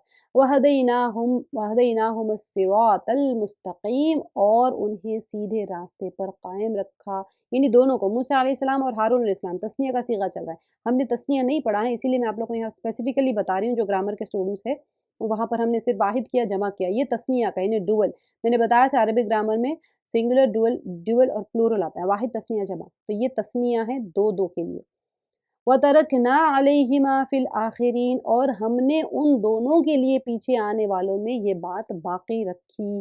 سبحان اللہ، موسیٰ علیہ السلام اور ہارون علیہ السلام کا سلام علی موسیٰ و ہارون، کہ موسیٰ علیہ السلام اور ہارون علیہ السلام پر سلام ہو۔ اِنَّا كَذَلِكَ نَجْزِي الْمُحْسِنِينَ، بے شک ہم نیک لوگوں کو اسی طرح بدلہ دیا کرتے ہیں۔ سبحان اللہ، یہ آیت بار بار آ رہی ہیں، آپ غور کریے گا۔ انہما، یہی اِنَّا كَذَلِكَ نَجْزِي الْمُحْسِنِينَ، ہر نبی کی آزمائش، ان کا ٹیسٹ، وہ ٹیسٹ میں پاس ہو گئے، اور اللہ تعالیٰ نے فرمایا کہ سلام ہو موسیٰ علیہ السلام پر، سلام ہو نوح علیہ السلام پر، سلام ہو ابراہیم علیہ السلام پر، سلام ہو یہ اب آگے آئے گا اسحاق علیہ السلام الیاس علیہ السلام کے اوپر، اس طرح سے باقی دوسری جگہوں پر بھی آئے گا آپ کو۔ تو باقی یونس علیہ السلام کے اوپر بھی آئے گا کس طرح انہوں نے دعا مانگی تھی، ہم نے ان کی دعا قبول کی، اور ہم اسی طرح مانگنے والوں کی دعائیں قبول کرتے ہیں۔ بار بار دوسری صورت میں بھی آپ کو آئے گا انہما من عبادنا المؤمنین، یقیناً یہ دونوں ہمارے مؤمن بندوں میں سے تھے۔ وَإِنَّ إِلْيَاسَ لَمِنَ الْمُرْسَلِينَ، اب الیاس علیہ السلام کہا گیا کہ بے شک الیاس علیہ السلام بھی پیغمبروں میں سے تھے، یہ حضرت ہارون علیہ السلام کی اولاد میں سے تھے، ٹھیک ہے۔ موسیٰ علیہ السلام کی اولاد میں سے دوسری نسل چل رہی ہے، ہارون علیہ السلام کی اولاد میں سے، ان کی اولاد میں سے ایک اسرائیلی نبی تھے، یہ جس علاقے میں بھیجے گئے تھے الیاس علیہ السلام، ٹھیک ہے، ان کا نام اس جگہ کا نام تھا بعلبک، ٹھیک ہے۔ بعض کہتے ہیں کہ وہ جو جگہ تھی نا، وہ جگہ کا نام سامرا ہے، اور جو وہاں پر ایک فلسطین کے ویسٹ کی سائڈ پہ، اب جو فلسطین نا اس کے ویسٹ مڈل ویسٹ کی طرف آ جائے گا، یا پھر سینٹرل ویسٹ کہہ لیں آپ، اس کے علاقے میں یہاں کے لوگ کیا کرتے تھے، ایک بعلا نام کا ایک بت تھا، وہ بت کے پجاری تھے، اور بعض لوگ کہتے تھے کہ وہ دیوی کا نام تھا ان کے پاس، ایک بعلا، ٹھیک ہے۔ تو اذ قال لقومہ الا تتقون، جبکہ انہوں نے اپنی قوم سے فرمایا کہ تم اللہ سے ڈرتے نہیں ہو، یعنی اس کے عذاب اور گرفت سے، کہ اسے چھوڑ کر تم غیر اللہ کی عبادت کرتے ہو۔ اب کون سی غیر اللہ؟ وہ بعلا جو بت تھی نا، اس کا عبادت کرتی تھی، تو انہوں نے پوچھا اذ قال لقومہ الا تتقون، کہ تم ڈرتے نہیں ہو، اتدعون بعلا وتذرون احسن الخالقین، کہ تم بعلا نامی بت کو پکارتے ہو اور سب سے بہتر خالق کو چھوڑ دیتے ہو، اللہ تعالیٰ کو چھوڑ کے تم اس بت کو پکار رہے۔ اللہ ربکم و رب آبائکم الاولین، اللہ جو تمہارا اور تمہارے اگلے تمام باپ داداؤں کا رب ہے۔ اب دیکھیے، اس کی عبادت اور پرستش کرتے ہو، حالانکہ تمہارا رب کون ہے؟ تمہارا رب تو اللہ ہے، وہ تو اللہ تعالیٰ کی عبادت کرنے کے بجائے تمہیں نظر نیاز چڑھا رہے ہو، اس کی حاجت روا سمجھتے ہو، اس بت کو جو اپنی ضروریات بھی پوری نہیں کر سکتے، پتھر کی مورتی اور جو ہر چیز کا خالق اور اگلے پچھلے سب کا رب ہے، اس کو چھوڑ کے تم فراموش کر رہے ہو اللہ تعالیٰ کی عبادت کو، اور تم یہ بتوں کی پوجا کر رہے ہو۔ فَكَذَّبُوهُ فَإِنَّهُمْ لَمُحْضَرُونَ، لیکن قوم نے انہیں جھٹلایا، تو بس وہ ضرور عذاب میں حاضر رکھے جائیں گے۔ محضرون جیسے کہ آپ عدالت میں پیش کیے جاتے ہیں نا، اس طرح ہے، تو حاضر رکھے جانے کے معنی میں آپ کو جب گرامر کراؤں گی تو بتاؤں گی آپ لوگ کو محضرون کتنا، مطلب وہ ایک سچویشن ہوتا ہے، انسان کی کیفیت اس کے ساتھ جڑی ہوتی ہے۔ توحید اور ایمان سے انکار کی پاداش میں جہنم کی سزا بھگتیں گے، الا عباد اللہ المخلصین، سوائے اللہ تعالیٰ کے مخلص بندوں کے۔ دیکھیے یہاں پر لا آ گیا نا، میں نے آپ کو بتایا تھا دونوں کا ملا کے ترجمہ بنتا ہے، تو جنہوں نے انکار کیا وہ تو حاضر رکھے جائیں گے، مگر سوائے اللہ کے مخلص بندوں کے، یعنی ہر قوم میں جو اللہ کے مخلص بندے ہیں ان کے اوپر کچھ عذاب نہیں آئے گا۔ وَتَرَكْنَا عَلَيْهِ فِي الْآخِرِينَ، ہم نے الیاس علیہ السلام کا ذکر خیر پچھلوں میں بھی باقی رکھا، یعنی قرآن پاک میں ان کا نام بھی آ گیا، وہ اب قیامت تک پڑھے جائیں گے ان کے بارے میں۔ سلام علی الیاسین، کہ الیاس علیہ السلام پر سلام ہو۔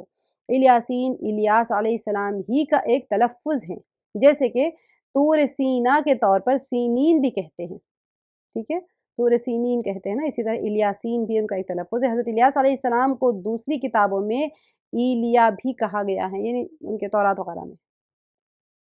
اِنَّا كَذَلِكَ نَجْزِي الْمُحْسِنِينَ، ہم نیکی کرنے والوں کو اسی طرح بدلہ دیتے ہیں۔ إِنَّهُ مِنْ عِبَادِنَا الْمُؤْمِنِينَ، بے شک وہ ہمارے ایماندار بندوں میں سے تھے۔ ابھی دیکھیے قرآن نے جتنے بھی نبیوں اور رسولوں کا ذکر آ رہا ہے نا، ان کے لیے اکثر جگہ یہ الفاظ استعمال کیے ہیں کہ وہ ہمارے مؤمن بندوں میں سے تھا، ٹھیک ہے، جس سے اس کے دو مقصد ہیں، کیا ہے؟ ایک یہ ہے کہ ان کے اخلاق اور ان کے کردار کی ایک بلندی کو ظاہر کرنا ہے۔ ایمان کا ایک لازمی جز کیا ہے؟ اخلاق اور کردار، تاکہ ان لوگوں کے اعمال کو رد کیا جائے جو بہت سے پیغمبروں کے بارے میں اخلاقی کمزوریوں کا اثبات کرتے ہیں، لوگ بتاتے ہیں بھائی ان کے اندر یہ کمزوری تھی، ان کی وہ کمزوری تھی، نہیں، جو انبیاء ہوتے ہیں اخلاق اور کردار کی بلندی ہی اصل ایمان کا، وہاں پر وہ ایمان کا ایک لازمی جز ہے، تو ان کے اندر اتنا بلندی ہوتی تھی۔ بہت سارے لوگ اس چیز کا انبیاء کے بارے میں بھی کہہ دیتے ہیں نا، تو اس کی تردید کرنے کے لیے آیا ہے۔ اور تورات اور انجیل کے موجودہ نسخوں میں الگ الگ پیغمبروں کے بارے میں ایسے من گھڑت قصے کہانیاں درج کر دی گئی ہیں۔ دوسرا مقصد کیا ہے کہ ان لوگوں کی تردید یعنی ان لوگوں کا انکار کرنا ہے، رد کرنا ہے جو بعض انبیاء کی شان میں غلو کر کے ان کے اندر الہی صفات کو اختیارات دے چکے تھے، یعنی اب نبوت ربوبیت تک پہنچا چکے ہیں، نبی کو رب کے درجے دے چکے، وہ الہ مان چکے، جیسے کہ یہ لوگ ہیں عیسائی ہے اور یہودی ہے اور بعض دوسرے فرقے ہیں جنہوں نے ربوبیت کا درجہ دے دیا ہے، نبوت کو ربوبیت کے درجے تک لے کے چلے گئے، تو الوہیت کا اس کے اندر صفات الوہیت ان کے اندر پائی گئی، تو وہ اختیارات ثابت کرتے تھے، یعنی وہ پیغمبر ضرور تھے لیکن تھے بہرحال اللہ کے بندے اور اس کے غلام نہ کہ الہ، تو یہ اس کا ایک جز یا اس کے شریک ہیں، اس کے شریک کر دیتے تھے کہ ہاں نہیں بھئی وہ تو اللہ کا جز ہے، اللہ کے بیٹے ہیں تو اللہ کا جز، اللہ کی صفات ان کے اندر ہے، تو یہ شرک کرتے تھے، تو اسی لیے اِنَّهُ مِنْ عِبَادِنَا الْمُؤْمِنِينَ بتا دیا گیا کہ بے شک وہ ہمارے ایماندار بندوں میں سے تھے، یہ نہیں کہ وہ الہ بن گئے چاہے کتنے بھی بلندی کے اوپر کیوں نہ ہو۔ وَإِنَّ لُوطًا لَمِنَ الْمُرْسَلِينَ بے شک لوط علیہ السلام پیغمبروں میں سے تھے، اِذْ نَجَّيْنَاهُ وَأَهْلَهُ أَجْمَعِينَ ہم نے انہیں اور ان کے گھر والوں کو سب کو نجات دی، إِلَّا عَجُوزًا فِي الْغَابِرِينَ بجز اس بڑھیا کے جو پیچھے رہ جانے والوں میں رہ گئی تھی، یعنی ان کی جو بیوی تھی حضرت لوط علیہ السلام کی بیوی ہیں جو کافراں تھی، یہ اہل ایمان کے ساتھ میں اسی بستی میں عذاب آیا اور اسی کے اندر ہلاک ہو گیا کیونکہ اسے اپنی قوم کے ساتھ ہلاک ہونا تھا۔ اب میں نے آپ کو جب ہم لوط علیہ السلام کا کرے تھے اس وقت بتایا تھا کہ نبی کی زوجہ کوئی کافرہ کیسے ہو سکتی ہے، تو ممکن ہے کہ اس زمانے کی شریعت میں وہ شرط نہیں تھی ہوگی۔ آگے ثم دمرنا الآخرین پھر ہم نے اوروں کو ہلاک کر دیا وَإِنَّكُمْ لَتَمَرُّونَ عَلَيْهِمْ مُصْبِحِينَ اور تم تو صبح ہونے پر ان کی بستیوں کے پاس سے گزرتے ہو وَبِاللَّيْلِ أَفَلَا تَعْقِلُونَ اور رات کو بھی کیا پھر بھی تم نہیں سمجھتے۔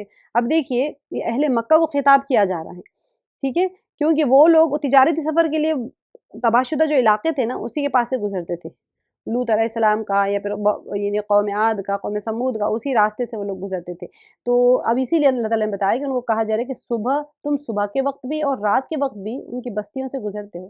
اب جہاں اب ایک بنجر زمین ہے، قلعے پڑے ہوئے ہیں جو دیکھنے میں بھی نہایت ایک عجیب سے دیکھنے میں بھی انسان کو وحشت ہوتی ہے نا کہ یہ ایسی بستی آباد تھی اور آج کیا ہو گیا، کہ تم انہیں دیکھ کر یہ بات نہیں سمجھتے کہ تکذیب انکار کیا تھا نا ان لوگوں نے رسولوں کا، تو ان کے اوپر عذاب آ گیا تھا، تو ان کا یہ برا انجام ہو گیا، تو تمہاری اس روش کا انجام بھی اس سے مختلف کیوں ہوگا؟ تم جو کر رہے ہو انکار کر رہے ہو کہ تم کو کیا لگتا ہے کہ تمہارے اوپر عذاب نہیں آئے گا؟ جب تم بھی وہی کام کرو گے تو پھر تمہارے اوپر بھی عذاب آئے گا جو انہوں نے کیا، تو پھر تم اللہ کے عذاب سے کیسے محفوظ ہو؟ غور نہیں کرتے کہ یہاں سے گزر رہے ہو صبح سے لے کے شام تک تجارتی قافلے لے کے، تو یہ اسی طرف اشارہ کیا جائے گا وَإِنَّكُمْ لَتَمُرُّونَ عَلَيْهِمْ مُصْبِحِينَ وَبِاللَّيْلِ مُصْبِحِينَ وَبِاللَّيْلِ صبح اور شام کو تم اسی کے واسطے اسی کی طرف سے گزرتے ہو، افلا تعقلون کہ تم عقل نہیں رکھتے۔ تو اس کے ساتھ میں ہمارا الحمدللہ رب العالمین ہمارا نصف مکمل ہوا۔